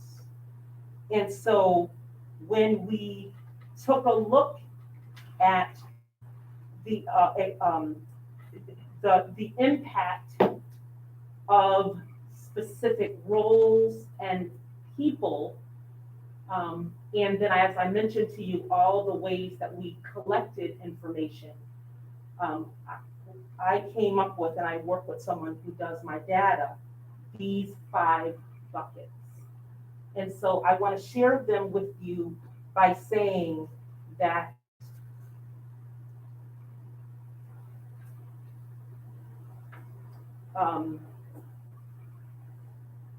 the report is describing in this early slide what was revealed by utilizing what we call equity indicators to access and measure existing disparities faced by underrepresented groups and their ratings. Based on their ratings, we produced these buckets, themes, and desired qualities in an equity office and leader, which will come next. So the buckets measured in these 5 categories as challenges, relevance, and responsiveness based on topics, observations that are inconsistently addressed, i.e. Black, Hispanic male achievement, low representation of students of color in AP classes.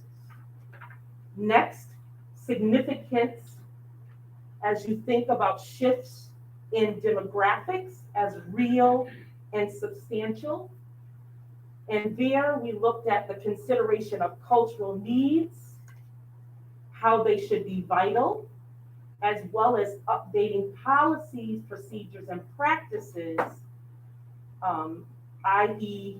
HR compliance training, the updating of HR practices, policies, etc. Third, the capacity, when you think about cultural competency, which is knowledge, skill, and attitudes around equity. We looked at communicating commitment consistently to all groups, i.e. observance of Ramadan, support of family students who could be universally unknown or misunderstood. And so just giving you examples. 4 is development. How do we develop an equity mindset? When we think about equity education, which is new, there used to be terms like multicultural affairs, equality.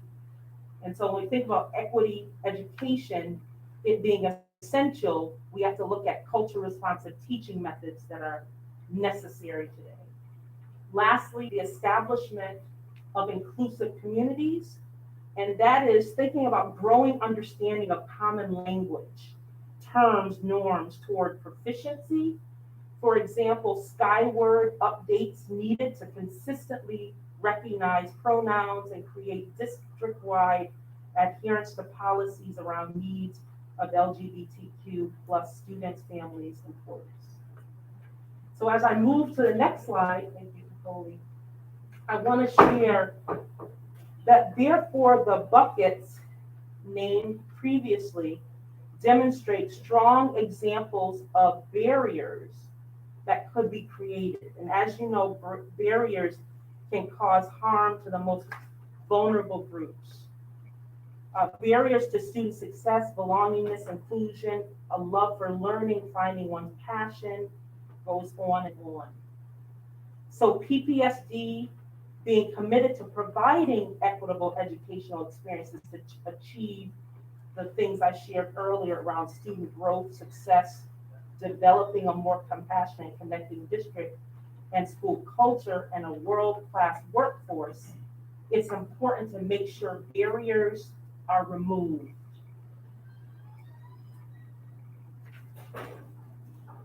So about December 2021, having started this work in November, I began to organize a plan to look at how would we address what was coming up from the early stages and who was left to interview. And in doing so, I was able to come up with data from interviews based on a set of questions. In the outer circle are the themes that were formed.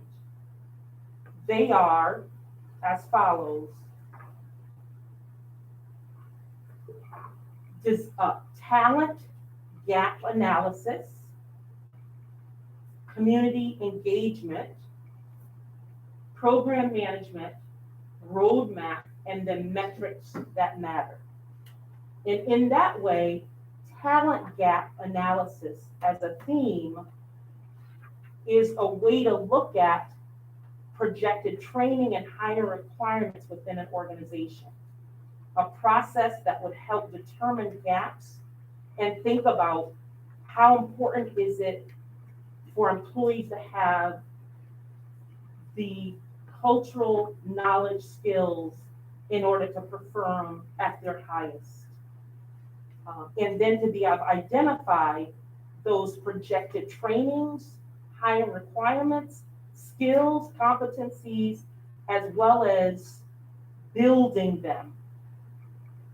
Then in terms of thinking about community engagement, it's important to think about relationships, building them internally and externally, and how to sustain them, how they can be and should be fair, consistent, responsible, supportive, and empowering, but they also require intentionality, trust, transparency, and integrity. And then what unfolded was program management as a way to think about intersecting projects in what we call a portfolio. And that in order to achieve the work of equity within a district, it's important to have a comprehensive plan, a team in place, defining, establishing this notion of a model, and then disparities, gaps, infrastructures, and the data. Then there's the roadmap. We all need maps to get to where we desire. And so this is where we talk about a model to create a change given shifts with regard to a vision for graduates, a vision for employees, and a visionary leader. And then we have metrics that matter. And that's where we think about sustaining this work, gaining progress, but sustaining the work. And in doing so, setting parameters to measure performance and to look at data to know what we're calculating and why. And then as we look in the inner circle, these are the themes that represent and reflect a successful launch or relaunch of an equity office and suggested qualities of an equity leader. So here we have the importance of leading for equity and access. As you can imagine, examining of cultural settings could be at the top of that list, as well as equity-centered leadership, as well as various forms of needs within schools, and figuring out a starting place, as well as transformative leadership, how the leader can exercise power and authority, and think about the areas to focus on, especially accountability, and then how to accurately distinguish between transactional versus transformational and transformative leadership. And then we look at equity-mindedness, and that's around areas of impact towards student growth, compassionate, connected culture, and also world-class workforce needed, recruitment and retaining that quality staff, and success with regard to relevance, rigor, and relationships in schools with students. And lastly, the DEI change model, which is collaborative to create what serves as a bridge, as well as the ongoing support of the entire organization to be examined, deep dives into real experiences and real systemic inequities, and also responsibility of paying attention to excluded groups, and then the range of change models, but adopting necessary strategies for ongoing support to the root causes of inequities.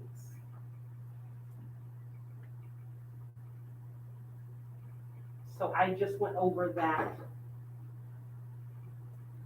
And I also went over the idea of equity audit findings. I apologize that I didn't have Nicole move forward. So if I could, I'm not sure, does that conclude the presentation? I'm almost done. Okay, all right, I'll hold my questions until you. So then we move to achieving alignment. And this is where we look at the players, the stakeholders, the folks that make up PPSD, and putting the Equity and Belonging Office in the middle and thinking about how to work directly and closely.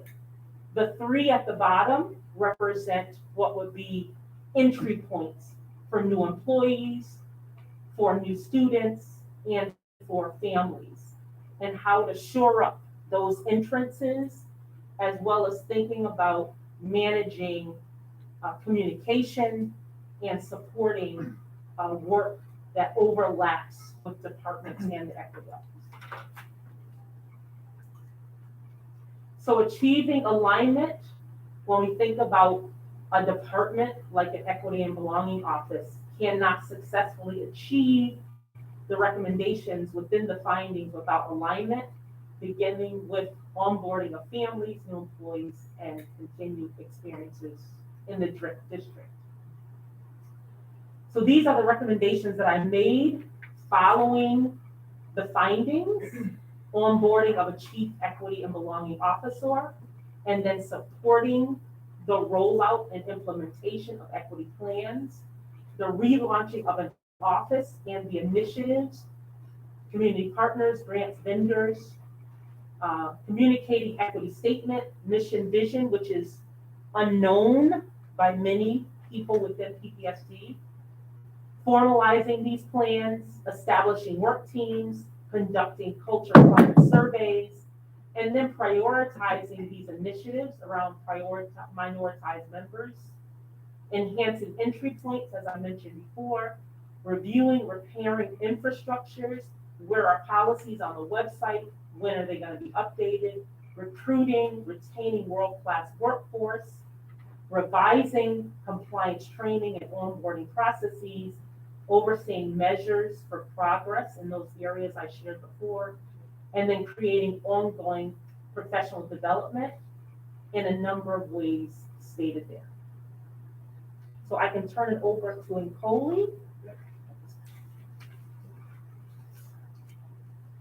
I'm gonna just, I'll go through them quickly, because I know you have questions. I just wanted to share just high-level priorities that, I've come up with, in talking with Trina and looking at some of the recommendations and talking with others in the short time I've been here. Number one is really, looking at, how I can support increasing representational diversity.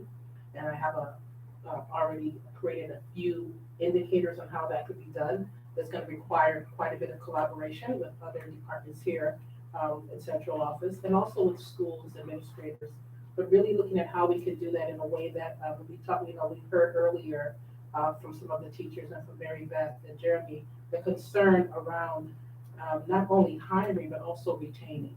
How do we bring people in, world-class employees at all levels? And then how do we also provide them with what they need to want to stay in Providence and deliver world-class instruction to our students?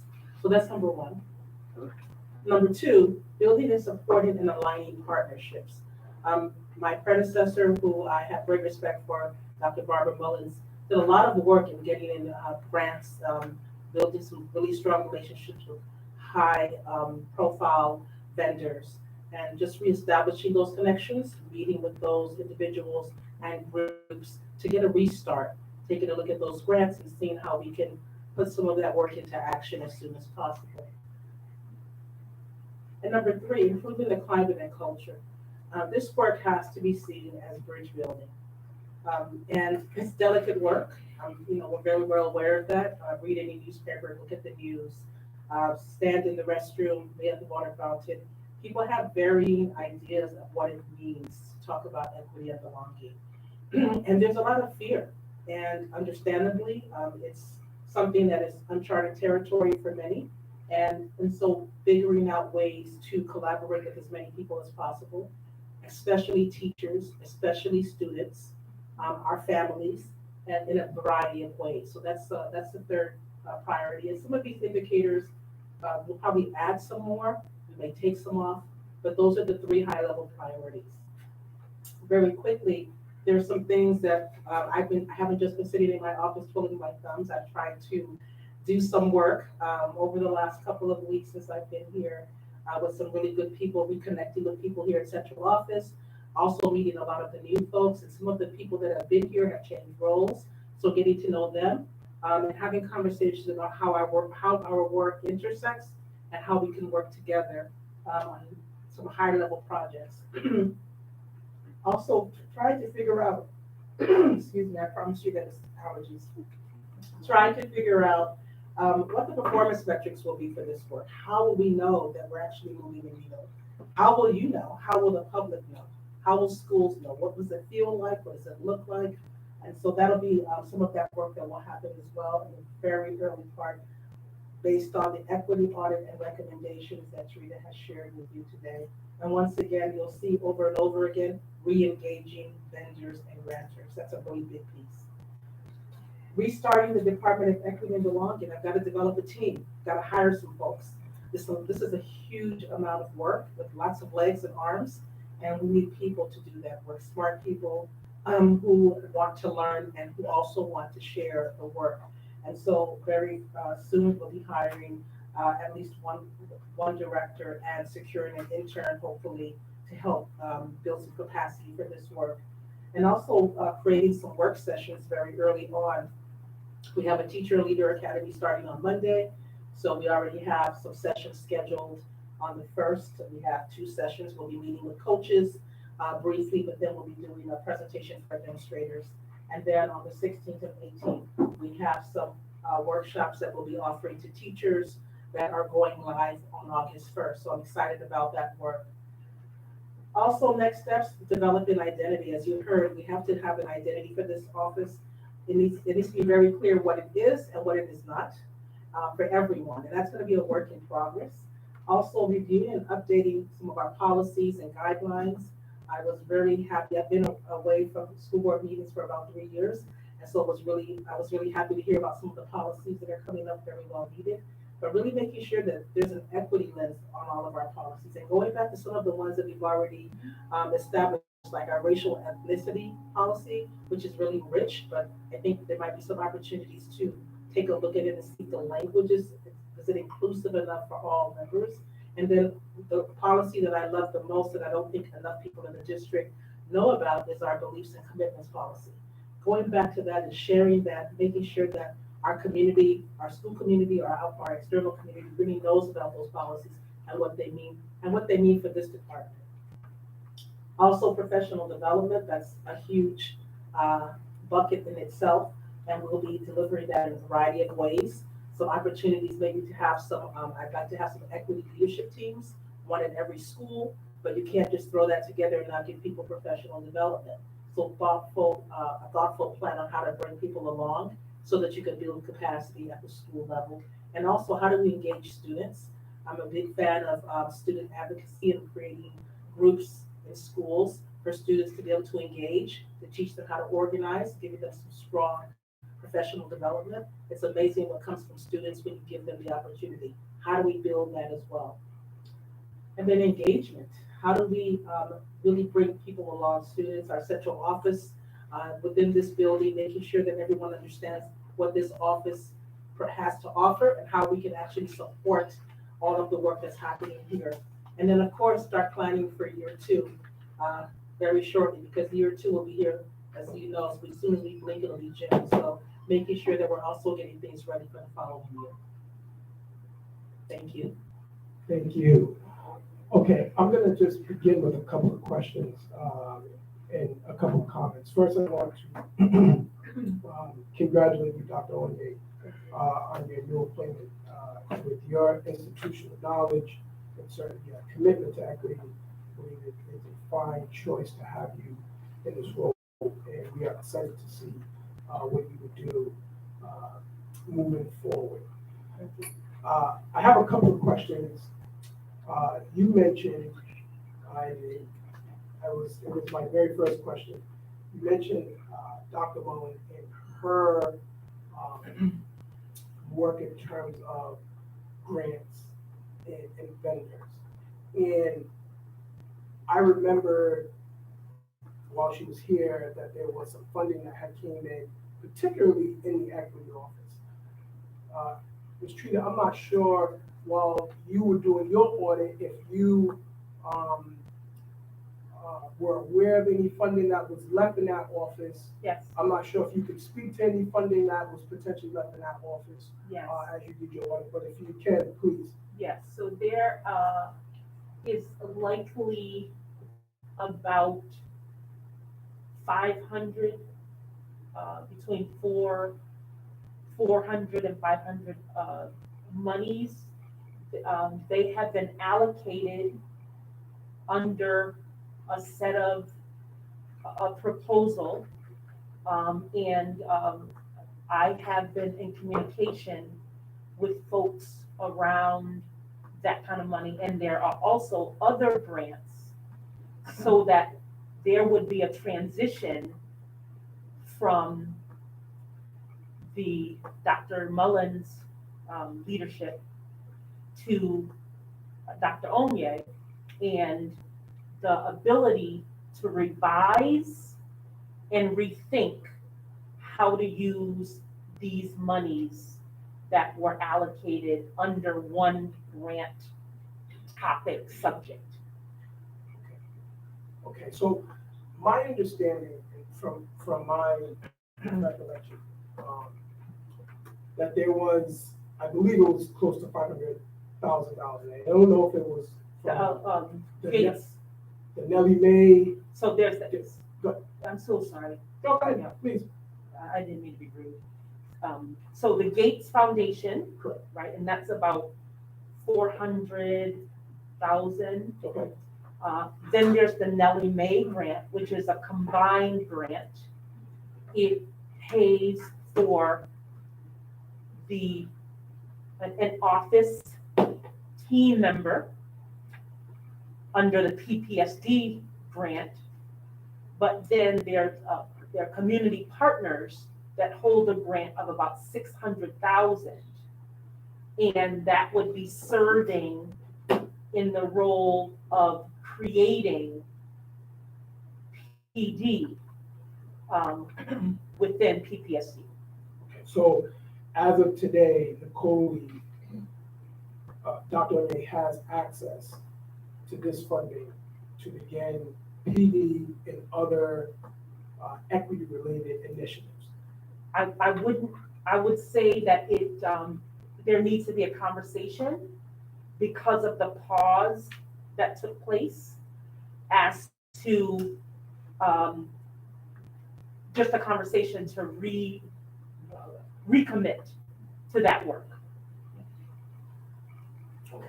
I'm not, okay.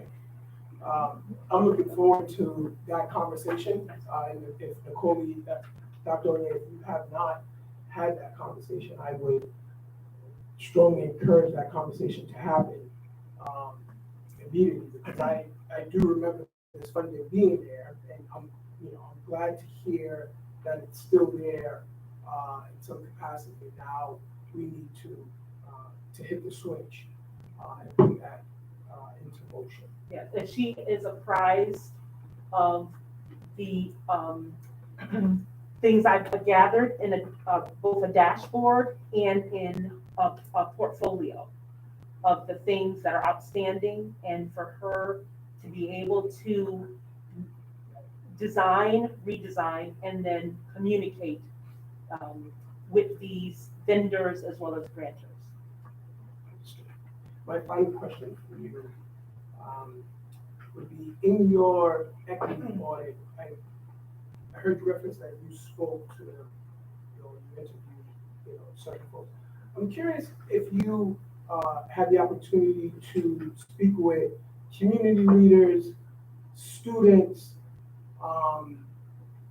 or any other parents to get their sense of where they would like to see this office move, in which direction they'd like to see it go. Because, I look at what Dr. Onye has laid out, and it seems like, she is looking to engage the community. But I'm curious if in your audit, if you noticed any deficiencies that Dr. Onye can address moving forward. Yes, and we have worked together so that I put together the idea of what to do in those first 30 days and following days, and engaging in the community, right, as we work together since she was hired. So yes, I did engage with a range of parents and students and community members, and the audit I was doing was an internal audit, but it did include numbers of external partners, community members. So there are a range of audits, and I'm just sharing with you that it did encompass community, families, students, and parents. And then my final comment, and I'll open it up to my colleagues for any questions or additional comments. It seems like there is a lot that Dr. Onye, you want to address in the next 180 days. And I don't doubt that you have the ability to do so. But my concern is the capacity around you to execute this work. And I heard you mention that you're looking to hire a director and then potentially bring on an intern, which I think is certainly steps in the right direction. But I'm curious to hear more about what your vision is to build this office out to a capacity that can support the district and the community around issues related to equity. Because my fear is that we have a lot of work to do, and we don't have the folks in place to help move that work forward. And I think that when we look at some of the other divisions in the central office and the support that they have in their offices, related to the support that you have or potentially will have in the equity office, that on and of itself is an equity issue if there is not support in your office relative to other areas in the district to support this work. So it's going to be something that I keep a close eye on and hope that the money that is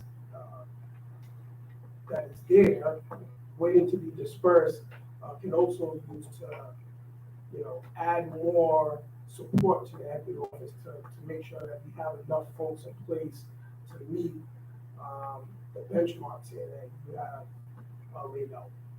Otherwise, I'm excited to get to work with you, support you, and look forward to the equity office finally having an impact in our school district. And with that, I will open it up to my colleagues for any additional questions. I see Dr. Santel has his hand raised, and then Mr. Stevens, do you want to jump in with some additional comments? We'll Dr. Santel, and then we'll shift over to Mr. Stevens. Dr. Onion, it's good to see you. Congratulations. This is all very exciting. I noticed that one of the entities that sort of is in all the circles there is actually the school board, because I think there's a variety of ways in which we can help you do the work that you want to do and that we need you to do, and in particular in the policy committee. So It will be added. yeah, so no, that's perfectly fine. The school board, of course, doesn't have the power that it used to have, but it one day will, and we do continue to make policy, revise policy, and so forth. So as co-chair of the policy committee, I would love to sit down with you, because so many of the priorities that I have as a policy co-chair person are around issues of equity. We have a lot of policies that are kind of, for lack of a better way of putting it, laying fallow for a while, that need to be relooked at, whether it's the race equity policy, the code of conduct policy, a whole variety of different ones. So what I'd like to do, if I'm sure you don't have time, but if you have time, is for us to sit down and sort of resurface some of those, so that we can prioritize what needs to be worked on. Because this is one of the ways of making the things you're talking about concrete, is for us to enact new policy and change policies that we already have, and make sure, in particular, the policies we already have for doing the work that we want them to do through an equity lens, particularly the code of conduct, one which shapes school culture and climate in almost every way. Our code of conduct was initially written very much with a restorative justice frame in mind, a lot of community input 5-6 years ago or so, but then was not being implemented. Everything we learned in the schools and the data discipline just bears that out. So you very much have an ally, a place to go in the policy committee, and so let's sit down and chat. Thank you. Thank you. Thank you, Dr. Santel. Mr. Stevens. Yes, Ms. Onion is there. And how you doing, Ms. Trita? I am well. How are you, I'm doing Mr. good. Terrell? Yes, nice to meet you in person. I have a question. You said you conducted some gathered some data internally. Is there a reason why that data wasn't shared with the board on today? So I am going to finalize this report. When we conduct these audits, we try to synthesize the data in themes and in topics. So in terms of what more data you would want, I'd love to hear more about that, because a lot of them are the results of questions, the results of observations, readings, etc. And that is synthesized into themes so that people can process, and then someone who is taking on the reporting, the recommendations, will have things to work with. So the data can be examples, as I've shared some of them, is what we call our data. Absolutely. This presentation as well that was presented wasn't the same exact presentation that was given to the board, so I didn't have the opportunity to actually review the presentation and actually see all of the findings. But I know as soon as I heard and I was informed by the district that you was going to be conducting an equity audit, I did some research on equity audits. And normally equity audits are around 50 to 60 pages. We normally have like a hard copy of that audit as well. An audit is really data driven, increasing that diversity in teaching workforce and retention rates. It talks more about social and emotional learnings, responsive leadership, culturally responsive leaderships, things like that. And I really didn't see much of that in the presentation on today. And I would have loved for a hard copy of that audit. And then not only that, see data-driven results on the presentation that we was going to be able to sort of look at and see what you have gathered with your time being here. So I think that as time goes on, I really hope that we could have a hard copy of an audit of your findings that you've received since November. I really didn't get much out of the presentation of what I've seen since November, because there's a lot going on in the district. And when we talk about an audit, everything's supposed to be on that audit, and then Ms. Anya is supposed to base your findings on that audit. I believe also, I remember when Dr. Mullen was here, she conducted an audit as well that I am privy to as well. So maybe that was something that we could have bounced information off of as well.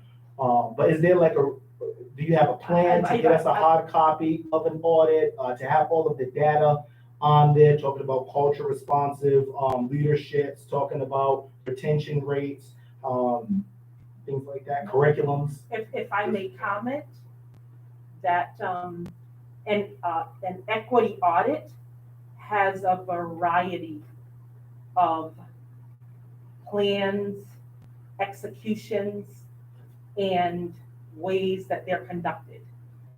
Having done this work since 1989, before this was sexy, I don't know of any of my colleagues that would say that an equity audit would have all of those findings that you have mentioned. It is a process of going in and observing in order to gather what was revealed. And I would be glad to submit by next week the finalized audit, because in my case, the audit, which was discussed as looking within and also preparing for a leader in office responsibilities. So it depends on the beginning of a discussion of what the audit will be in order for you to determine what the results will be. So I don't know exactly where the information you've gathered is from and what that was based upon. I can only share with you that the report, which I will turn over to the superintendent's office, which is the process of after having followed with the onboarding of the person that was a part of the audit, that my work is done. Absolutely, and that's kind of, because you've been here since, I believe, November or That's October, correct. November. As well as being the only person in the office. Absolutely, and I appreciate you definitely doing that work. I wanted to let you know that I was here to help you. I talked to you, I believe, once or twice about some of my recommendations as well. But I think, like you said, you have conducted interviews, you stated internal data. That's kind of what we wanted to see on today. Well, me personally, I wanted to see, like you said, there's no direct avenue as it pertains to an equity audit, but when we're talking about an audit, I'm specifically trying to look at data and see which data we can improve in and in which areas we can attack equity. So I think that's kind of where I was going with it. Yes, there's different ways to conduct an audit, absolutely understandable, but I want to see some data since from November, from when you started, all the way into now when you're presenting the information, and that's something that I didn't see. So that's kind of the avenue that I'm going with it. Maybe I probably could have been more specific on what I prefer to see in the audit. Maybe I can send you some information and see if you've done some digging on some of the areas that I was sort of looking at and expecting that I was going to see. But that's kind of what I'm saying. I want to see some actual concrete data as it pertains to an audit. When I hear of an audit, I'm thinking of data, strictly data, and how we're going to attack the areas in need of equity. That's So right. that's And why data is a big word. So I look forward to clarifying. Absolutely. Thank you. Ms. DeVian. Yes, thank you so much, Dr. Anya. Welcome, and I wish you the best in your new endeavor. One of the things that I find missing is giving us feedback when you have a timeline for 30, 40, 120 days, and 180 days. We would like for you to come back to us one of these days and let us know this is how we fare. These are the challenges we have. These are what we have been able to achieve. I don't see this in this document. Or am I missing something? I actually took the role on July 8th, Okay. and I'm just starting, Okay. but I wanted you to have a picture of what's in my head. There's something that President Thomas said that I think is important to also highlight. Right now, the department is me and Trita. So I do not have any personnel yet. So what I'm giving you is my big vision of what I'd like to do in 180 days. And I hope to achieve all of that, but I need people to do that, right? To do it well. And so the first step for me right now is what I do know. Now, what do I need? I need probably like 8 people in a department to do this work well. But right now I'll settle for 2, right? So I can get going, right? So what I know that there's money for, there's a budget right now for at least 1 person as an intern. And what I want to do is try to find 2 really strong people that can help support the work and get moving, and definitely provide feedback along the way. I tend to over communicate, so if you want me to come to every school board, I'm happy to do that. But I want to get the ball rolling first, and then I'll know what I don't know. So what you have is high level, what I'd like to achieve, and anybody that's worked with me knows that I always go for the Cadillac model, and sometimes I have to chop my legs off and get down to maybe the Volkswagen model. No offense to anyone that drives a Volkswagen. But right now, that's the big picture. There's a lot of work to be done, and this work has lots of legs. And to do it well, you need people to do that work. And so that's why if you see my most immediate next steps is to grow the department, to develop the department, and then get the work started. So I definitely will provide that feedback along the way. I believe usually the board usually asks for presentations from different departments. Right. Anytime I'm called upon to present, I will be happy to do that. And I'll always be honest. I can't be any other way. But it's great work. If you look at the research around the country, many people are having great success and some are not. And some of it is because either they didn't have enough resources or there was not a lot of buy-in. And to do this work, it's really important when you look at Cotter's change model. I think Trita talked about a DEI change model there. One of the ones I'm most familiar with is Cotter. And the first thing he starts off with is creating a sense of urgency. And usually you do that with an audit. It's been either in corporate America or in education, et cetera. But we have an audit. We've got 2 audits now, according to school board member Stevens, we have at least 2. That creates that sense of urgency that there's work that needs to be done. The next step is to build a coalition and buy-in.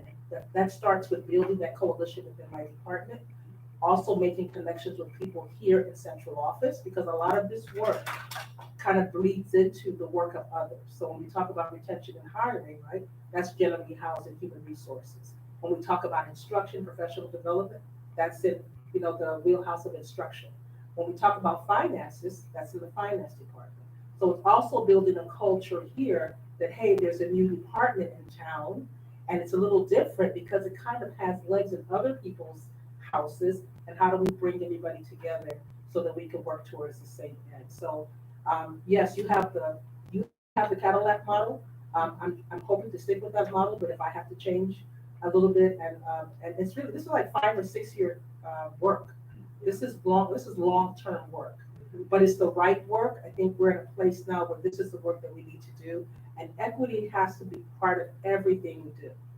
But it's also delicate work because it involves people, and people have feelings and emotions, and we have to make sure that we're bringing people along together. And otherwise, fear oftentimes shuts doors. And one thing that we're not necessarily the best at here at PPSD is communication. So what I like to do is have people open their doors for me so that we can have really rich conversations, discussion, and figure out a way to work collaboratively. I don't want people to shut their doors because of fear of whatever they imagine my department actually is. I know the superintendent and Joan will be sending out some information to our grantors and vendors, introducing me to let them know that I'm here, because right now it's kind of internal. People need to know that I'm here, that I'm leading this work, and then we'll start to bring people on board and call them together. And Trina will be working with me, hopefully at least for a little while, until we can get some more people involved. So, Very good. does that help? It helps a lot, and that's why we're here, to support you to do that, and that's Appreciate why we can only do something if we know what is going on. Absolutely. So it's only when we know what's needs to be done, that's when we can say, okay, this is offer, but if we don't know, Absolutely. we wouldn't be able to. But thank you so much, I Of wish you course. the best. Thank you, I appreciate it. And the other piece of having you come and speak to us, relatively regularly, is we are a conduit for public consumption of information about the department. So it's really important for the people of Providence to know that this equity work is being done, especially if, ultimately to build capacity, we need resources, which taxpayers provide, so it may require, political action to bring that about. One small thing I was just thinking of for capacity building is that the board has talked about giving a graduate intern from the Brown program in urban education. And I've been thinking that could be someone who could help us work on the conduct policy or something. But we can certainly, if we do that, point that person in the direction of some sort of equity priority that helps build out what you're trying to do. So that's another thing we can talk about. Absolutely. And I actually applied for an intern from Brown, just waiting to hear. I applied a couple of weeks ago. Absolutely. To Mr. Evacuation Drills, we will at some point throughout the course of the school year have you come back, Darlene, with an update. Certainly want to give you an opportunity to finish getting yourself acclimated, get some folks working with you here to bring this work up to speed. I do want to turn over to the superintendent who wants to jump in with some comments. And I'm not sure, Mrs. Stevens, if there was anything else that you needed to add, but if not, I think we can begin to bring it to a close. Superintendent. Thank you. I just want to say, when we didn't have anyone, I want to say thank you, Trina, for the work that you have done from the beginning, from coming in and doing this audit as well. It wasn't easy getting the work done and bringing it to the point where it's at. And yes, I understand that the word data is huge, so I want to make sure that as we continue to work, move forward, we listen to what's being said, but also know that the work that the two of you and those who come along to that team, the work is going to be immense. It's going to be a lot of work. It's going to be a lot of time taken to do it. It's not going to happen overnight. And I just want you to know that I appreciate the work that you have done and will continue to do. So I just want to make sure that that's clear, because I don't want that to fall to the side. That was no easy task that you did on your own to bring it to this point where you at. Just want to make sure that that's clear. Thank you, Superintendent. Any additional questions or comments from school board members? Yeah, absolutely. And I want to make sure that I, as well, thank you, Trina, for definitely coming in and creating the discussion, starting the conversation around equity. I may say I just wish I had a little bit more information on today. That's the only thing that I'm currently speaking about. But I'm not even getting into that. I know, Ms. Anya, you spoke a little bit about sort of equity, having equity lens in every department. I want to know, we're getting ready to stop PD. Does equity have PD time for this upcoming school year? I believe, Ms. Anya, you mentioned that you will have, there's a teacher academy, right, to that effect coming that you're going to be involved in. Does that lead into professional development for teachers before the start of the school year, or are you just limited to that academy? No, so thank you, that's a good question. So what we've done is we'll be presenting for about just a short period of time for the instructional coaches, because I just think that's a really important group to get in front of. And then we're going to be spending some time with our administrators next week as well in the Leadership Academy. For the Teacher Academy, on the 16th and 18th, we'll be offering 4 sessions of professional development as an overview foundational work, and then there'll be offerings all the way through the year. My dream, the goal is to have multiple entry points to professional development. People are in different places, but most initially, we want to make sure that people have a really good foundational understanding of what it means when we say ethic, because everybody has a different understanding of that. And I want to also make sure that people know what the office is going to be and not be. So that part of that is really starting with this foundational overview. I've been collaborating with Yvonne, our Chief Academic Officer. I met with TNTP today. They're doing some really great work. They had already been contracted by the district, and I love TNTP. So I'm excited to work with them. We had a great meeting today, talking about how our office can also plug in with some of the work they're doing. They're doing an equity, 2 days of equity work with our new teachers to the district, which is huge. And so that's why we're excited about being able to get in front of the administrators next week, so that they get a little bit of the same thing that the new teachers will get. Because you don't want to get new teachers fired up, right? And then they get to a school and they're the only ones that are fired up. It's a great way to fizzle. It's a great way to hurt our retention. So we're excited to get in front of leaders. I'll be meeting with Mr. Boyd and his team to talk about our monthly leadership academy and how we can also get on the schedule to provide that. He's already said he's absolutely open to that. So we've been spending a lot of time connecting with people who are doing this really great work to make sure that we can get in as well. But it's a big shift. I just want to make sure that we're all clear. Like, I appreciate all the confidence everyone has in me, but it's a big shift to think about having this thing called equity across the board, across departments, in a space where people kind of have their own department, and like, this is my department, and now this person is coming in and saying, yeah, I know it's your department, but you know what, I want to help. Here's some ways in which you might want to think about some of your policies in your department differently. You might want to think about how you resource to schools a little bit differently. You might want to think about how you ask questions of new teachers when you're interviewing. I mean, it's a big shift for some folks, so we want to make sure we bring people together and do it in a way that's thoughtful. So remember, I always have to remind myself, because I like to get things done yesterday, that we're dealing with feelings and human beings, and we have to tread firmly, strongly, but also with empathy and respect to get the job done. Absolutely. I also wanted to, I believe I made a recommendation to you also, Trey. I looked at the organization chart, and this probably speak with the superintendent about. I seen that like your job description, well, not job description, but your title falls under the senior advisor. And I referenced that the chief of equity role is so important that they should be reporting directly to the superintendent and should be the superintendent's right-hand man. And if you look at a lot of different companies, you have chief of diversity and inclusion, you have chief of equity. There's other positions that you have. All of those positions report directly to the superintendent because it's supposed to go over a lot of different systems. And everyone's supposed to go through before anything's approved, any contracts, certain negotiations, equity is supposed to fall in hirings. Before any of that happens, it's supposed to go through the equity office to ensure that equity lens is in everything.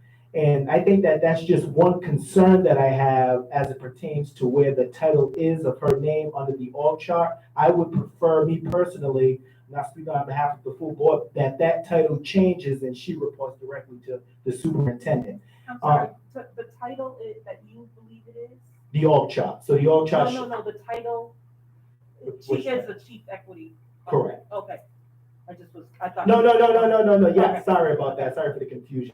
Yeah, so she's the chief of equity and that falls under the senior advisor. I would prefer or would relate due to my research on it that they report directly to the superintendent due to how important her role is. Now, I just have one other question. I just want to know, is everyone in the district aware, each and every department, of like Ms. Onye's role and what she's going to be doing and how she's going to be involved? Well, I think Ms. Onye, you said that you're Army of one, and you're still getting yourself acclimated with folks around the district, correct? So there are still folks that are still learning about you in your role. But I'm not even talking about you reaching out to them. I'm saying from like the executive leadership. Let me just jump in. First of all, that's going to be taken care of. Second of all, that's why I asked. It'll be taken care of. We're in the process of making sure everybody's aware of who's coming in, who's going out, what their titles are. Also, I want to make sure that that the board understands that as I have the org chart, remember that's kind of the way that I put it, to make sure that everyone's getting across. So there's multiple people who report to me, and the way we have it set up right now, I have certain people reporting to other people before they report to me, because I can't be in everyone's plate when I'm doing many other things. So the way I have it right now, that's the way I have it set up for that purpose. So I don't miss anything and then it's reported to me through my cabinet. Absolutely. I was gonna say, I'm not, that's the reason why I ask questions, so I can have insight. I'm not just gonna know. So I have to ask those kind of questions, Superintendent.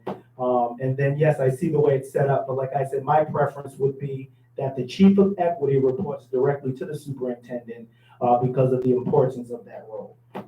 But that's my questions on tonight. I'll be following up, and also I'll be following up as it pertains to providing Dr.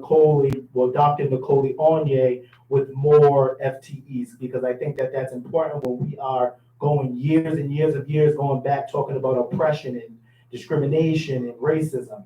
We need to make sure that the Chief of Equity has at least the capacity to unleash a lot of those oppressions that have been brought forth, definitely in the school department. We have a long history of them. So I'll be following up with you, Superintendent, as it pertains to providing more FTEs full-time and building up the equity office.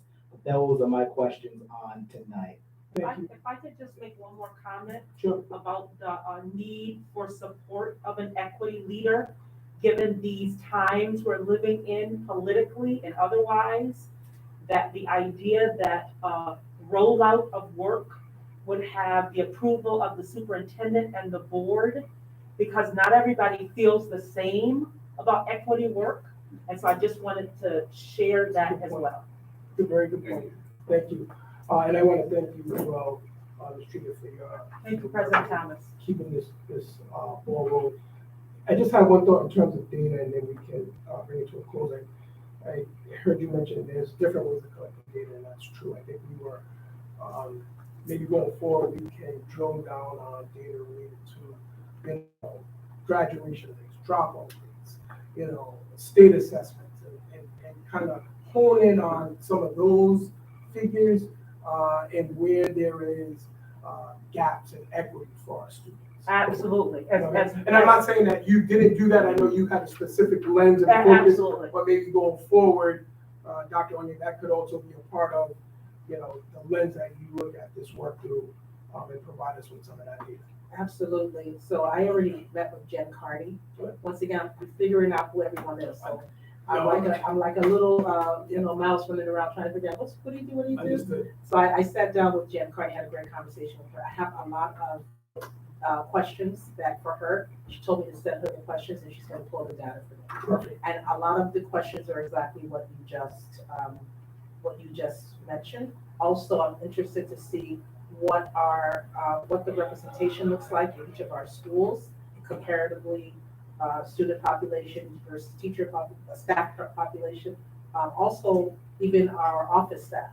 Sometimes we spend a lot of time looking at our teaching staff, but what does it look like in terms of representation in our main offices and our guidance offices? And then also looking at grading and attendance by gender, by ed type. So she told me to just get her all of those questions and she would write the reports for me. Sounds like a plan. We look forward to seeing some of that data. Really quick, in what ways will and probably you guys don't know yet, in which ways will the Chief of Equity work with like the EO office? We can postpone it for your presentation down the line, right? Sounds like a plan. Ladies, thank you so much. All right. I want to go back briefly to the consent agenda and item number 30 under the consent agenda. That was the Great Minds contract. The superintendent was able to get some additional information related to the contract that he would like to share with the board. And then if that satisfies folks' questions with regards to the contract, we can then take action. Superintendent. So basically, Great Minds is part of the Eureka Math program that we already have. So basically, this is to replenish the materials that we already used this year for next year, and also a digital platform. So if we don't vote on this, that means we're going to fall behind in the work that the students and the teachers are going to need. So it was already work that was going on. We're just replenishing some of the materials. It sounds like that they would utilize. If that satisfies school board members' comments with regards to the reason why some of this, why this contract is already taking place, I'm going to ask for a motion to approve item number 30.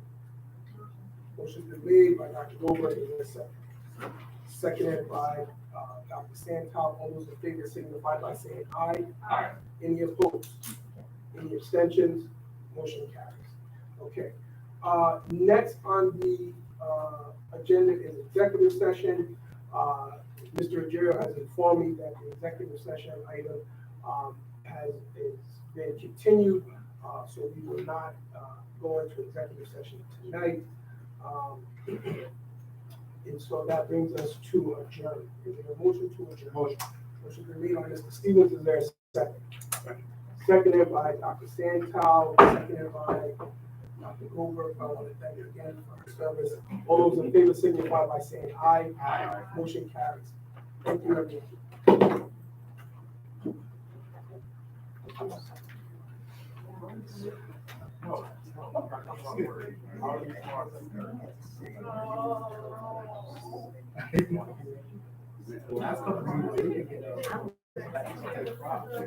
So this is.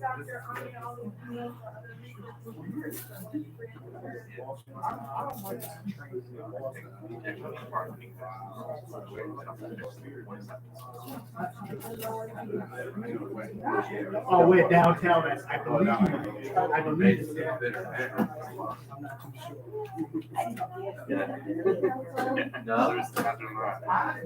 No, but.